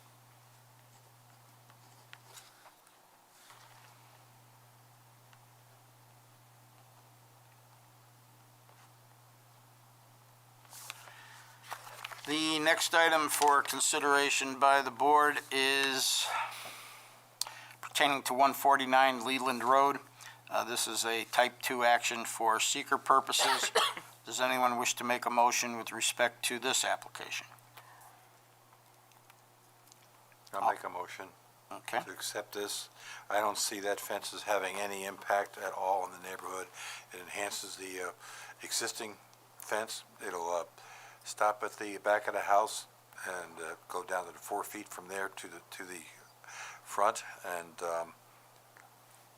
it's in keeping with other actions we've already had numerous times in the past. Is there a second? I'll second it. Any discussion? I'm sorry, Greg, did you say it's to the rear foundation that's existing, though? The fence is going to come up the west Yeah. line as far as The rear the foundation. rear foundation of the Yes. house, and then it's going to be 4 feet, 20 feet more, yeah. Okay. which is allowed, the I 4 did- feet. I missed Which it, is- so. Yeah. Which is normally allowed if it was, Yep. and actually the way it's drawn, it looks like it's all one lot. That confuses Yeah, me but a it's little 2 lots for tax purposes, I which know. means that it's a Yeah. occupied lot and a Yeah, vacant Vacant lot. lot. We should have shown the extra line in here. Yeah, Yeah, there is, yeah. all right. Okay, anyhow, I think it should be approved. Or granted. All right. All those in favor say aye. Aye. Any opposed? Any abstentions? Motion carries. 5 votes in favor. No opposed.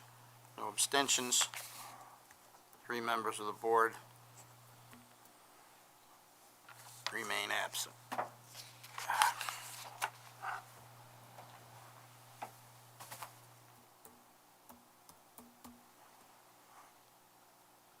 Sorry. Find it later. I lost the cap to my pen. All right, the next item on this application is, or on the agenda for consideration, is the application pertaining to 454 Pert, I think I'm pronouncing that correctly, Avenue. This is a type 2 action for seeker purposes. Does anyone wish to make a motion with respect to this application?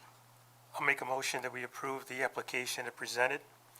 It's not going to be a possible change to the character of the neighborhood because actually a porch is existing where it's right now. Our tenors required a variance is not to have it and take it down because it's physically going down now. It's not a substantial request. Being that there's one already, I don't think there'd be any effect on the environment or physical conditions if granted. Is the situation self-created? In a way, yes, because it was there, but they're changing it to make it better, which I think is a better standard to go with. Is there a second? A second. Any discussion? All those in favor say aye. Aye. Any opposed? Any abstentions? Motion carries. 5 votes in favor, no opposed, no abstentions. 3 members of the board remain absent. The next item on the agenda was the application pertaining to 240 St. Joseph Street. By earlier motion of the board, this matter was tabled to the November meeting with the consent of the applicant. And the last item for consideration is 4530 St. Paul Boulevard, also known as 41 Colebrook Drive. And again, that application with the consent of the applicant was previously determined to be tabled to the November meeting. Both of those motions were approved with a vote of 4 votes in favor, no opposed, 1 abstention, and 3 members absent. The abstaining member being Mr. Evans, who abstained because of at least an appearance of a conflict. Are we keeping the public hearing open? Hmm? Or did we close the public hearing? No, the public hearing on St. Thomas the Apostle School application remains open to the November meeting. The deadline, I'll repeat it again, for submissions by any party is October 25th at 4:00 p.m.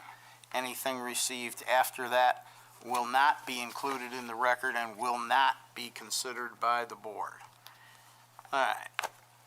Along with the materials for tonight's meeting, we received proposed minutes for July 1st meeting. Did everyone have a chance to review those minutes? Yes. And does anyone have any suggested revisions to those minutes? All right. I'll make a motion that we approve the minutes from the July 1st meeting as submitted. Mr. Devlin, myself, Mr. Evans. We can't do that tonight. I was going to abstain because I wasn't there. Yeah, and we can't do that because we only have 3 members present who were at that meeting. Oh, that's right. So we'll, Wait, For all of them? all of them.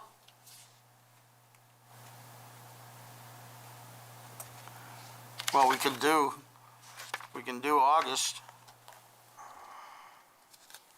And we can do September. It's only July that's an issue. All right, for the August 5th, minutes of the August 5th meeting, did everyone have an opportunity to review those? Yes. All right, and does anyone have any suggested revisions? Seeing none, I'll make a motion that we approve the minutes of the August 5th meeting. Second. All those in favor say aye. Aye. Aye. Any opposed? Any abstentions? Me, because I wasn't part of Mr. that. Devlin abstains. The motion carries 4 votes in favor, no opposed, 1 abstention. 3 members of the board remain absent. The minutes of the September 9th meeting were also submitted. Did everyone have an opportunity to review those? Yep. I will make a motion that we accept the September 9th minutes as presented. Is there a second? Second. Mr. Devlin seconds that. Any discussion? Any suggested revisions? All those in favor say aye. Aye. Any opposed? Any abstentions? Motion carries. 5 votes in favor, no opposed, no abstentions. 3 members of the board continue to be absent. So the July 1st minutes will be considered at the November meeting. And does someone wish to make a motion to adjourn? Make a motion to adjourn. No, I want to stay here. You're welcome to. All right, I'll second that motion. All those in favor say aye. Aye. Any opposed? Any abstentions? Motion carries 5 votes in favor, no opposed, no abstentions. 3 members of the board remain absent. And we are concluded.